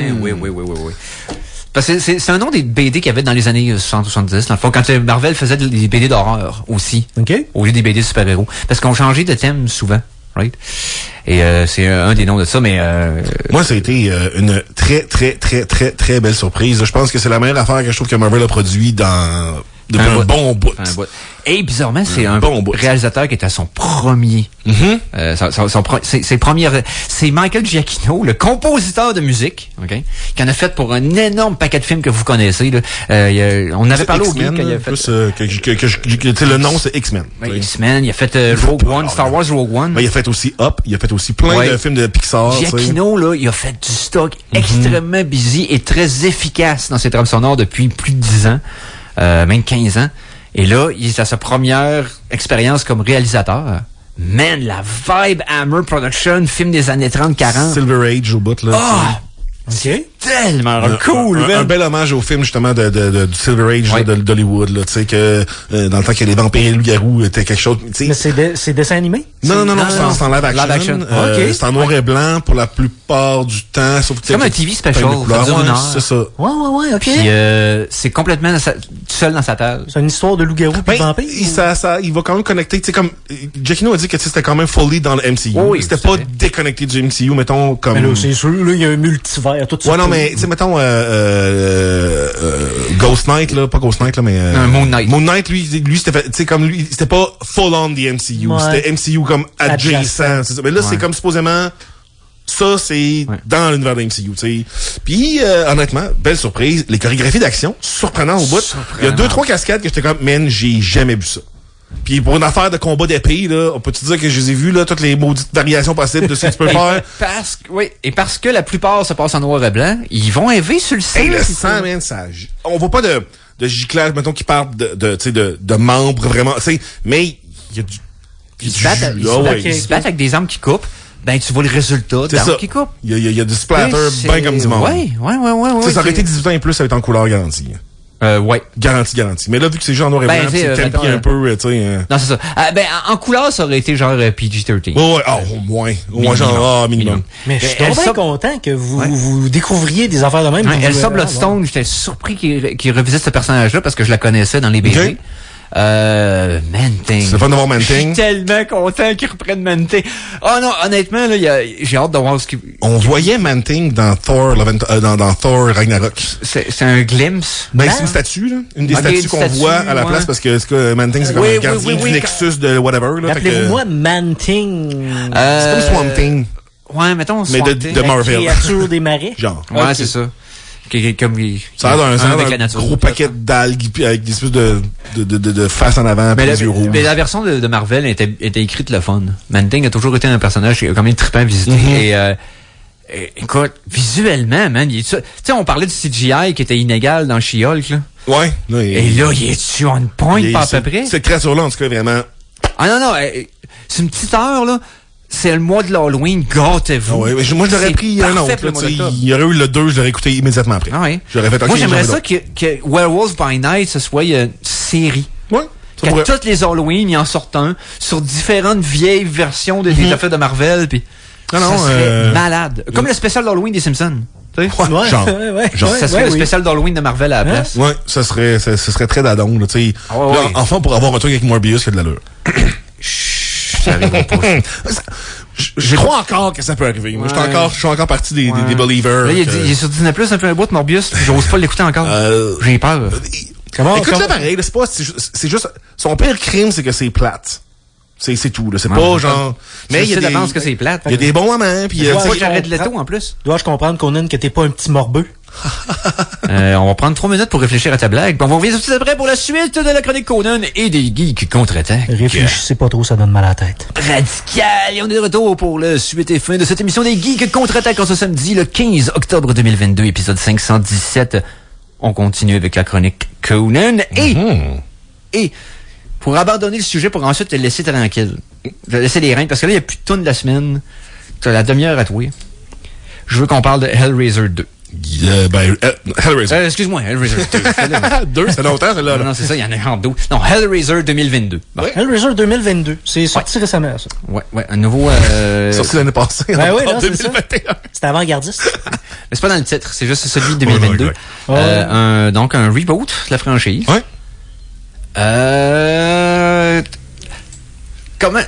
Vas-y. Tu sais, moi, je suis pas tant un fan de Hellraiser, là, dans le sens, c'est pas la série qui est full prochain à mon cœur, fait qu'en même temps... On parlait de Freddy tantôt, on parlait de Jason tantôt, s'il y en a une qui est inégale aussi, là. Ouais, tu dis. Ça a bien starté, mais après ça a pris une débarque, là, sur le méchant temps. Mais non, tu sais, j'ai pas détesté, là, je l'ai écouté, puis j'étais satisfait de plein d'affaires, les Cenobites sont vraiment nice, la boîte est le fun avec ses différentes configurations, c'est bien filmé. C'est qu'ils ont réussi ce qui était difficile à réussir. Ils ont pas choqué ce qui était facile à choquer. Non, effectivement. Fait que, tu sais, ils ont pas tombé dans des trappes qui auraient pu tomber facilement. J'ai aimé... C'est sûr que la vibe, on aura pas la vibe gothique du premier, BDSM weird, elle est pas là. Mais... Parce que, tu sais, t'avais comme le light. Ouais, c'est ça. Slowly, tu sais. Alors que nos amis, tu sais, au lieu d'avoir des vêtements de cuir puis des chaînes, OK, dans le nouveau, c'est leur propre peau avec lequel ils se font des vêtements. Ouais, là, c'est plus comme... Oh, wow! Fait qu'ils découpent, c'est en faisant de leur genre de chirurgie, de la douleur, de plaisir total. Ils se pèlent pour se faire des côtes. Exact. Tu sais, ils se taillent des vêtements dans leur chair. Plus de body horror, plus que justement je suis habillé avec un long coat de cuir noir. Ce qui est quand même très créatif. J'ai trouvé ça vraiment pété pour ça. Tous les designs des Cenobites sont tous vraiment nice. Je n'aurais pris plus, en même temps, il y en a juste assez, parce qu'à un moment donné, ça pourrait devenir trop. Puis c'est ça. Il enlève juste au bon moment. Puis à un moment donné, t'as plus l'effet de la créature, t'as juste à te concentrer sur comment qu'elle est faite, puis que quand tu regardes trop le détail d'anatomie d'une créature, ben là, son effet il est plus là, fait que Ouais. C'est un peu le... Tu sais, tu perds de son impact, là. Ouais, celui qui kick, là. Ouais, exact, avec les dents, puis même lui qui la face toute comme une peinture, comme une toile. C'est nice quand même. C'est là. nice. C'est Et très en créatif. plus, ce que j'ai aimé du film, c'est que au lieu de prendre le même trope que le... Parce que dans le premier Razor, puis dans le deuxième, c'est pas les Cénobites les bad guys. Les Cénobites, eux autres, c'est des aventuriers de sensations. Ils se font juste caler, là. Ils se font caler par du monde qui, eux, sont vils. Okay? C'est ça. Les antagonistes, c'est soit des humains qui essaient de profiter du pouvoir des Cénobites pour atteindre un but personnel à eux. Ben là, c'est quand même ça aussi. Hein? C'est quand même ça aussi. Ben, c'est ça que j'allais dire. C'est qu'ils ont pas tombé ils ont pas refait le premier, mais ils ont respecté cet aspect-là de Razor, c'est que les Cénobites ne sont pas les bad T'avais-tu guys. le livre, original? Non, Hellbound j'ai Heart? pas lu le Qu'est-ce livre. qui paraît, c'est plus proche au point de vue du scénario de comme la galerie d'art Ouais. pis tout que le premier film. Là, j'aimerais savoir, à part aimer ça avoir mal puis être capable de survivre bien des tortures, c'est quoi le pouvoir des Cénobites? Ils viennent de la dimension de la douleur. Eux autres, c'est juste la douleur pour eux, c'est comme un plaisir là. Mais leur pouvoir, c'est assez vague. Là, C'est parce que tu sais, le pouvoir, il peut altérer la réalité de la personne qui est sous leur emprise. C'est juste que faut que ce soit à ton tour.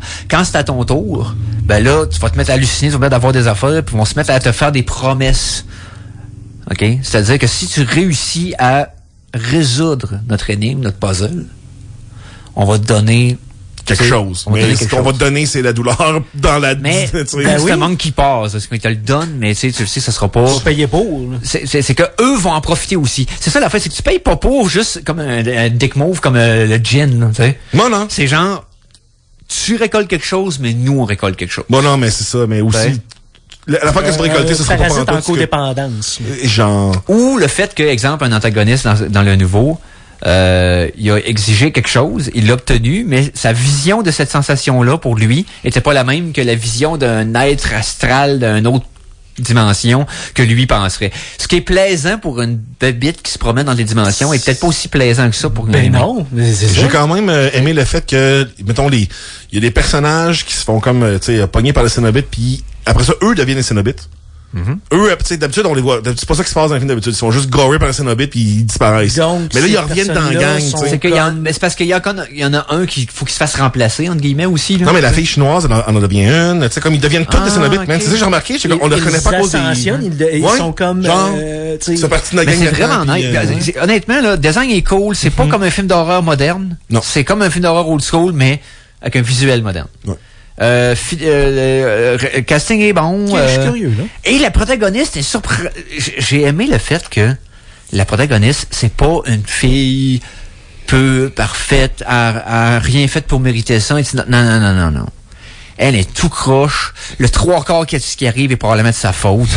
Ouais. Et elle s'en veut pas vraiment pour ça parce qu'elle est comme en déni de tout. Ouais, effectivement, il est pas tant righteous, ce personnage. Non, exact. C'est un personnage qui est rempli de flaws, mais que tu t'attaches pareil.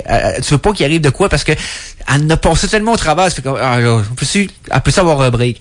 Mais rempli de nuances. Vraiment le fun. Honnêtement, Razor. Mais est-ce que j'ai trippé? Non. Ouais. Est-ce que j'ai été désappointé pendant tout non plus? J'ai eu du fun avec mon 2 heures. Mais Mais tu sais, mettons qu'ils disent, la franchise est pas renouvelée. C'est pas si grave que ça, mais s'il y en a un deuxième, je vais l'écouter. ça le fait. Mais C'est réussi. Oui, réussi.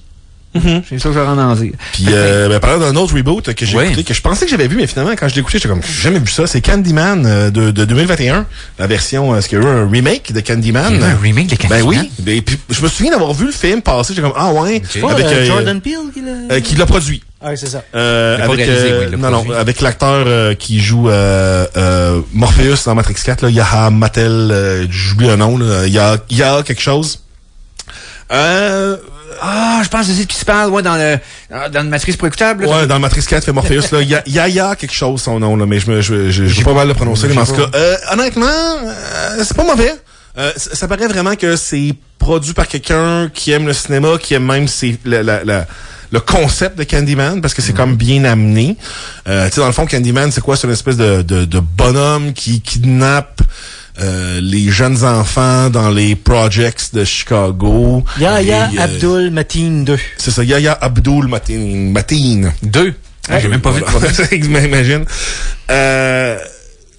Puis tu sais, ce personnage-là, il vient du miroir. Là, c'est un peu comme le Bloody Mary. Il faut que tu l'appelles à travers le miroir. Si tu fais dans la lumière, tu dis Candyman 3 fois. Puis là, tu sais, il s'en vient pas te manger, mais il s'en vient te tuer. Quelque chose que j'ai vraiment apprécié, c'est niaiseux, mais j'étais comme c'est pas grave.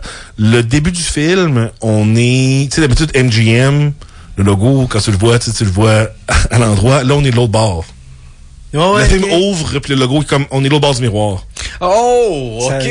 C'est ça, j'étais comme, hey, ça met dans le mot. Mais c'est ça. Il y a plein d'affaires super créatives, qui m'ont vraiment surpris. Tu sais, l'acteur est quand même vraiment bon parce qu'il vit une lente transformation parce que lui, il pense que c'est un artiste puis il veut faire de l'art, mais il se rend compte que, tu sais, les affaires qu'il fait, c'est peut-être Candyman qui est en train de peindre, puis que Candyman, personne n'en parlait depuis full longtemps, mais là, lui arrive, puis il fait une puis le monde dit, wow, c'est Candyman qui revient, puis tout ça, puis lui... Fait qu'il aurait comme ramené cette curse-là involontairement, puis il s'en veut, puis il sait pas s'il faut continuer. Par son inspiration, c'est exact, mais ça va quand même loin. C'est intéressant quand même au point de vue de l'exploration du personnage de Candyman. Mais d'appeler Candyman volontairement, la nuit, devant un miroir, c'est pas comme un... Excusez, mais c'est pas comme un appel au suicide. Ben non, mais personne veut mourir. Tu l'as appelé, là, Mikey Bloody Mary, là, quand t'étais au primaire, là. Fais pas semblant que t'as pas fait fermer la lumière, c'est une affaire de kids qui se font des dares pour ça, puis évidemment, le kid qui l'a appelé, qui disparu après, le monde sont comme, ouais, mais là, c'est Candyman. C'est comme s'il s'est fait pogner par, tu sais, c'est un... C'est fait enlever. Non, mais c'est un ghetto, là. C'est pas comme si, là, il peut arriver plein. Candyman, c'est le dernier de nos soucis dans le ghetto. Right. Tu sais, fait que, honnêtement, j'ai bien aimé ça.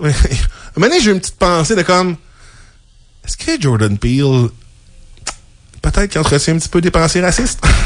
Parce que, mettons que je regarde sa carrière, je regarde ses thèmes, je regarde la manière qu'il explore les relations de race dans ses affaires, ben rare qu'il y ait un petit peu de nuance au point de vue de c'est qu'il est méchant dans ses films. Non, mais c'est tout le temps white man bad, puis c'est tout le temps ça, puis c'est comme, c'est correct, là, ça me dérange pas tant que ça, mais mettons que c'est un petit peu on the nose, puis tu sais, des fois c'est comme, non, peux-tu savoir juste quelqu'un de normal, là, ou genre nécessairement s'il y a un blanc, c'est un bad guy. Ouais. C'est certain que, tu sais, d'un autre angle, on pourrait dire, ça va en prendre beaucoup des films comme le sien pour faire un contrebalancier historique, mais reste que, faut juste pas que ça devienne... C'est parce que s'il y a bien un médium qui a bien participé à l'émancipation, puis tu sais, c'est bien le cinéma, là. Tout à fait. Et faut pas que ça devienne un trope en lui-même. C'est-à-dire que je veux pas m'attendre à ça de lui. Non, mais c'est ça. Je pense qu'il est au-dessus de ça. Ben, c'est tout le temps ça, à faire. Tous ces films, c'est comme un White Man Bad. Ah ben...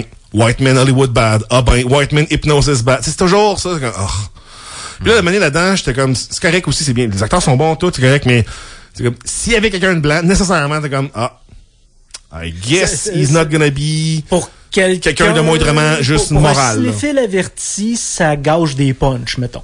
Ben, oui. C'est comme, c'est un peu weak. C'est la seule. C'est weak sauce, pas mal. Mais, écoute, I guess que lui, les films qu'il veut faire, c'est ça. Je peux pas l'empêcher. Puis ces films sont bien faits, puis tout. Mais non, exact. Question photographie, tout ça, les films sont capotés. Mais tu sais, mettons que faut pas que je rentre dans un film où c'est un mystère à découvrir, puis que je sache d'avance des choses parce que le gars est pas capable de sortir de ses propres clichés. Tu sais, s'il réussit à sortir dans son prochain film, on verra. Mais là, vous allez voir, ça fait d'autres choses que de l'horreur. Ouais. Ben, c'est genre... Parce que, mais en fait, tout son humour dans Key and Peele, c'est tout excellent. C'était tout super drôle et super bonnes idées. Oui. Mais on dirait que l'horreur est vraiment proche de lui. Mais écoute, tu sais, il l'a pas réalisé, il a juste produit. Ouais. Fait que c'est sûr que... En même temps, la comédie et l'horreur, c'est un genre de rythme, tu sais, c'est similaire, parce que la fois, tu veux provoquer une émotion forte. C'est faut que la build-up pour la faire péter. Exactement. Ouais, exactement. C'est les mêmes outils qui sont utilisés. C'est pour ça que c'est moins surprenant qu'on devrait le, tu sais, quand on avait eu Krasinski avec, Quiet Place. Mais quand il y a des acteurs comiques ou des réalisateurs comiques qui switchent à l'horreur, Todd Phillips avec The Joker, qui switchent à un ton plus, tu sais, ils veulent provoquer une autre émotion, c'est les mêmes outils, les mêmes... C'est vraiment les mêmes talents te servent à faire un, à faire l'autre. Parce que la comédie, c'est reconnu là, dans le milieu, là, c'est le style le plus difficile à réussir. Oui. C'est bien plus tough qu'un drame, bien plus tough qu'un film de genre. Ben oui, puis qu'un thriller, puis que n'importe quoi. Là, parce que tout peut scraper ta joke. Tout peut péter dans... Puis c'est dur de le réchapper, puis le montage peut t'aider, mais c'est pas évident. Parce que ça paraît... Tu sais, il y a quelque chose qui... Il y a une façon de dénaturer une joke pour qu'elle ait l'air fake facilement. Ben, il y a façon de dénaturer un... Mais l'horreur aussi, là. Ça c'est prend pas ça. grand-chose pour que l'horreur, tu décroches, puis que finalement, le bonhomme, quand il arrive devant toi, t'es supposé avoir peur, mais t'es comme... T'as-tu vu quand il marche, man? Il fait penser à genre... Tu vois, si on n'a pas peur, on rit. Donc, Ah oui. tu sais, c'est les mêmes mécanismes dans le cerveau. Effectivement, c'est toute la même réponse émotionnelle, mais à des places différentes. Fait qu'en tout cas, tu sais, honnêtement, worth it quand même, là, tu sais, belle photographie, bon jeu d'acteur, quand même nice. Sinon. Bonne réputation, Morse. Donc, Autre film que j'ai écouté. Ah ouais, je vais pas en parler longtemps parce que j'ai pas aimé ça. C'était Halloween's End, donc le dernier de la nouvelle trilogie. Là, c'est le vrai dernier. Là, Jamie Lee Curtis a signé un papier à je sais plus quel talk show là pour littéralement dire aux gens là c'est vrai que c'est terminé parce que comme ça fait comme combien de films que c'est supposé arrêter. Mais non, j'ai pas tant aimé ça. Il y a beaucoup d'affaires qui se passent dans ce film là que j'étais comme pourquoi les personnages font ça? C'est qui lui? Comment ça que what? Hein? OK, I guess. Ah ouais, go on, finis-les ton maudit film. Bon, c'est fini, là. Bon, c'est fini, là. Ah, bon, c'est fini, là. OK. Tu sais, c'est un peu ça mon attitude tout le long du film. Je pense que j'ai préféré l'autre d'avant que celui-là, nécessairement. Mais l'autre d'avant, t'avais été comme un peu mi-figue, mi-raisin. Ouais, mais là, c'est encore moins, là, c'est quart figue, quart raisin, puis l'autre moitié des inconnus, là. Tu sais, c'était, c'est arrivé. C'était plus fatigant qu'autre chose. Fait que, tu sais, ça vaut pas ma rage, pis ça vaut pas d'autre chose que juste comme, I guess que c'était un gros fan, gros d'Halloween. J'ai même pas aucun dans notre trilogie. Ça, là, mais tu sais. Je suis sûr qu'il va en avoir un autre pareil, maintenant. Non, quelque chose qui m'a vraiment surpris, c'est un show animé sur, je veux dire Hulu Plus ou Prime, je suis pas encore sûr. C'est le show Panthéon. P-A-N-T-H-E-O-N. C'est donc show de science-fiction qui est un beau petit mélange entre La Matrice puis Ghost in the Shell. Le concept, c'est que là-dedans, il y a une espèce de concept qui s'appelle comment ils appellent ça, les UA, en place des IA. Donc là, c'est pas des intelligences artificielles, c'est des intelligences, non, c'est le UI, pardon. Donc c'est des intelligences uploadées. Donc là, c'est vraiment comme les gens ont scanné un cerveau, ils l'ont mis dans un ordinateur, puis là, cette personne-là sert de fait des fonctions. C'est comme si on avait accès au cerveau d'Einstein, parce que là, la manière que là, ils font ça là-dedans, c'est plus comme, là, mettons, Mikey qui serait fait uploader. Là, dans la vie de Mikey uploadé, lui, il vit une vie normale, là. Il est dans le vrai univers, mais tous les jours, il va travailler sur son ordinateur, dans son salon. Puis faire résoudre des opérations mathématiques. Puis là, quand la journée finit, il se réveille, c'est la nouvelle journée qui commence. Un peu comme Severance. Okay. Mais là, c'est tout dans un ordinateur. Puis ce show-là est vraiment, honnêtement, clever pour beaucoup de choses. Le Technobabble sur Prime Video, by the way. Nice. Donc, Technobabble, en général, moi, ça me débecte assez rapidement. De comme, combien de mégabits a-t-il ton Internet? Tu sais, c'est toutes des affaires qui se peuvent pas. Là, c'est tout les dialogues. Tu sais, je suis pas fort en maths, mais je pouvais clairement comprendre que les opérations mathématiques étaient marquées, puis la manière qu'ils en discutaient looked kind of legit, puis j'ai vu personne des mathématiciens dire c'est pas comme ça que ça marche. Fait que ça, j'étais comme, ok, wow. Puis juste pour vous donner une impression. Mettons exemple, il essayait pas d'enlever l'ADN de quelqu'un. Non, c'est ça. Pour le remettre dans quelqu'un d'autre. Non, vraiment pas. Mais c'est un exemple d'une affaire que j'ai faite comme, ça, c'est vraiment nice. Le personnage a comme accès, a réussi à accéder comme une espèce d'internet dans un building. Là, puis dans ce building-là, il y a accès à un cellulaire. Donc, du cellulaire, il fait une espèce de ping qui lui peut faire une approximation de si la pièce est vide, si la pièce il y a du monde dedans, juste par le ping électromagnétique, là, parce que ton ping de Bluetooth, quand il arrive, tu peux clairement détecter comme, OK, là, il y a quelque chose. Right, structure. Fait que là, on voit l'espèce de vision, tu sais, dans la matrice de la pièce pignée. Non, de la colocation. Ouais, genre, colocation. Ouais. Mais là, le problème, c'est que, tu sais, il y a le portable, il y a le cellulaire, puis à côté du cellulaire, il y a un portable. Et c'est sur ce portable-là qu'il faut qu'il aille. Mais il n'y a pas de lien physique entre les deux. Il n'y a pas de fil, il n'y a pas, tu sais, le portable est comme... Fait que là, le gars, il voit le cellulaire, il check les plans, puis dans les plans, il voit qu'il y a, tu sais, des petits moteurs pour faire vibrer. Fait que là, il fait vibrer un après l'autre, dans le bon ordre pour refaire doucement avancer le cellulaire. Il fait comme danser le cellulaire. Ouais. Puis là, quand il arrive assez proche, c'est comme là, il est en near field connect, puis il peut se connecter. J'étais comme, what? J'ai jamais vu ça, man, dans rien comme... Wow! wow! Plein de petites affaires dans le même que j'étais comme, holy Les petits détails, shit. les gars qui ont écrit ça, ils ont été clever, ils ont pensé, ils ont... C'est rare dans l'affaire de sci-fi, là. C'est rare.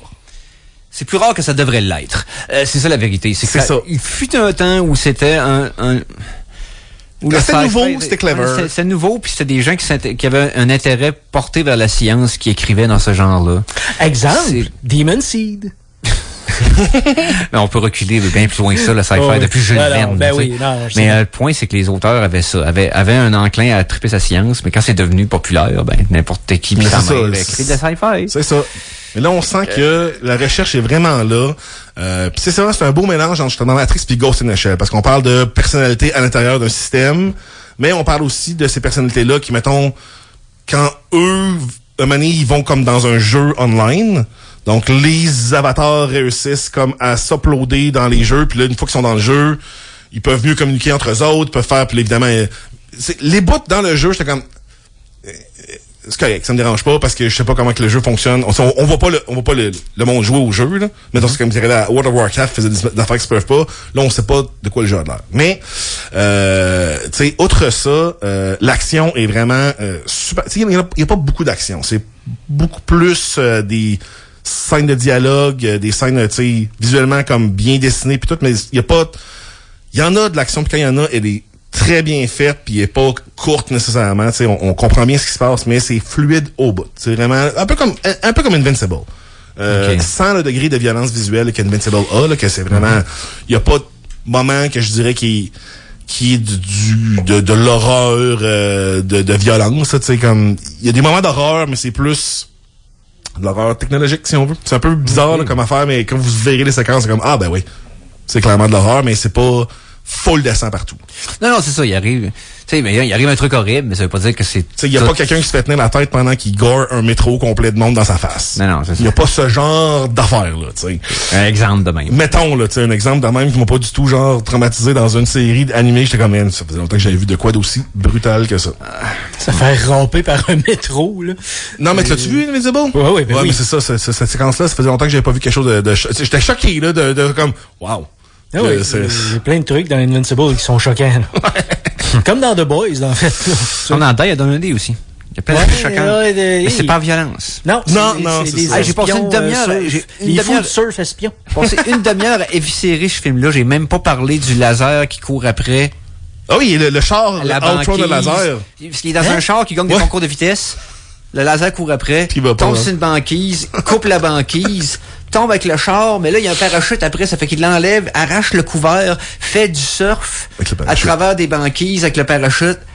Mais c'est donc bien J'ai même pas parlé compliqué, de ça. Je pense, je me suis rappelé cette scène-là quand tu l'as dit. Hein. J'ai même pas- Outrun le soleil. Ou la carte magnétique qui rouvre la porte trop tard, qu'il y a un gouffre, que le gars, il passe sa carte après que la carte est ouverte, puis ils l'ont laissé là. Excuse-moi. Je ferme ma gueule. Non, écoute, je te comprends. Là, j'avais oublié. Tu sais, tu me l'as rappelé, j'étais comme, ah ouais, c'est clair que cette affaire-là. On dirait que c'était enfoui profondément dans ta mémoire, ce film-là, parce que il y a beaucoup de passes tout à l'heure que Ben, tu disais. je l'ai juste vu une fois, oui, tu je me sais. rappelle. J'ai vu une fois dans le temps, mais ça m'avait quand même marqué, j'imagine, parce qu'il y a toutes les images. La face de C'est diamant. surprenant à quel point qu'il est encore moins bon que ce que tu rappelles. Ah, j'ai pas de doute. C'est con, là, non-stop. Mais on parlait pas de ça. J'ai là. aucun doute. Fait que. Ouais, Panthéon, honnêtement, là, c'est une très belle surprise. Puis là, c'est encore ongoing. Donc, on est encore là, on est à l'épisode 8. Je pense qu'il va en avoir 10 au total. Fait que, tu sais, je sais, ça se peut qu'il nous reste encore des méga punch à arriver. Mais, en tout cas, à date, de la manière que je vois l'histoire écrite, là, il va y avoir une finalité bien correcte. On est, dernier petit, je fais une petite parenthèse très courte. Andorre. Le dernier épisode. Ouais. Tu terminé la saison? Non. Ok. On est à mi-saison. Mais c'est le point culminant d'un plan qui est là depuis le début de la série. Man, visuellement que c'est malade. Il y a une scène où c'est comme un genre de pluie d'astéroïdes en background d'une planète, où ce que t'as des chauffeurs de chasseurs-taille qui s'en vont dans un genre de pluie de lancement. Juste là, tu pourrais te faire un poster avec ça, c'est super. Il est tellement beau cet épisode-là. Là. C'est t'es cœur, hein, je capte. Anyway. Nice. Hey, une série que j'ai oublié, mais je vais en jaser parce que j'ai fait 3 épisodes. Il y a une remouture de Entretien avec un vampire. sur Hein? AMC+, une nouvelle série. Hein? Avec l'acteur qui fait Louis, c'est le gars qui fait le Grey Worm dans Game of Thrones. J'oublie le nom de cet acteur-là. Oh, ok, wow, je sais ce qui se passe. Donc, tu sais, Ça comme s'appelle comment? l'acteur... Non, la série Interview Ok. with the Vampire. Ok. C'est vraiment le roman, carrément. Ok. Là, je l'écoute parce que je repense au film, c'est comme, ah ouais, il va y avoir ce passé qui arrive. Tu sais, je l'écoute pour les événements qui vont arriver. C'est bien. Le gars qui fait les stats est super bien choisi, mais tu sais, c'est vraiment... Le commentaire que j'ai vu, tu sais, qui était pas un commentaire officiel, c'était comme les gens qui disaient ça, ils disaient, ah, it's blacker and gayer than ever. Puis ça peut pas être plus black and gay. Ça peut pas être plus ça. C'est juste ça, mais comme... C'est bon pareil, là. Mais mettons que si quelqu'un a moindrement une sensibilité que, tu sais, voir des gars faire des rapprochements, c'est pas pour eux autres, tu sais. Déjà que dans le film original, c'était quand même... Mettons que c'était pas... C'était suggestif, mais c'était comme... Là, c'est full on, genre, ils ont un threesome, genre, tu vois, tu sais, des fesses de gars, puis tu sais, c'est quand même assez graphique, mais le jeu des acteurs est bon, c'est bien produit au bout, là, la Louisiane est vraiment bien montrée, la musique est vraiment nice. Je me rappelle, dans une campagne de Vampire the Masquerade, il fallait dépenser des points de sang pour être en érection. Mais ça, c'est Masquerade, hein, ouais, c'est ça. Les vampires de Anne Rice, man, sont constamment horny, man. Fait que ils ont pas besoin de points de sang. Honnêtement, pour les fans finis à l'écouter, mais tu sais... Pour public averti. Ouais, non, c'est Huawei. Oui. Yes. Good. Et parlant d'avertissement, restez sur les ondes de CKRL. C'est déjà la fin de notre émission, mais tout de suite après, c'est l'intemporel qui prend les commandes. Merci d'avoir été là, les gars. Merci à Conan. Merci à toi, mon cher. Merci à Mikey. Ben oui, merci Eric. Si vous voulez voir des Watatata en ma compagnie, ben c'est ce soir sur Twitch, pendant le stream Moton 2022. Yes. Je vous donne d'autres détails sur le défilm dans les prochaines semaines, etc. Plein d'autres choses qui s'en viennent. Merci d'avoir été là. On se reparle la semaine prochaine. Salut les geeks.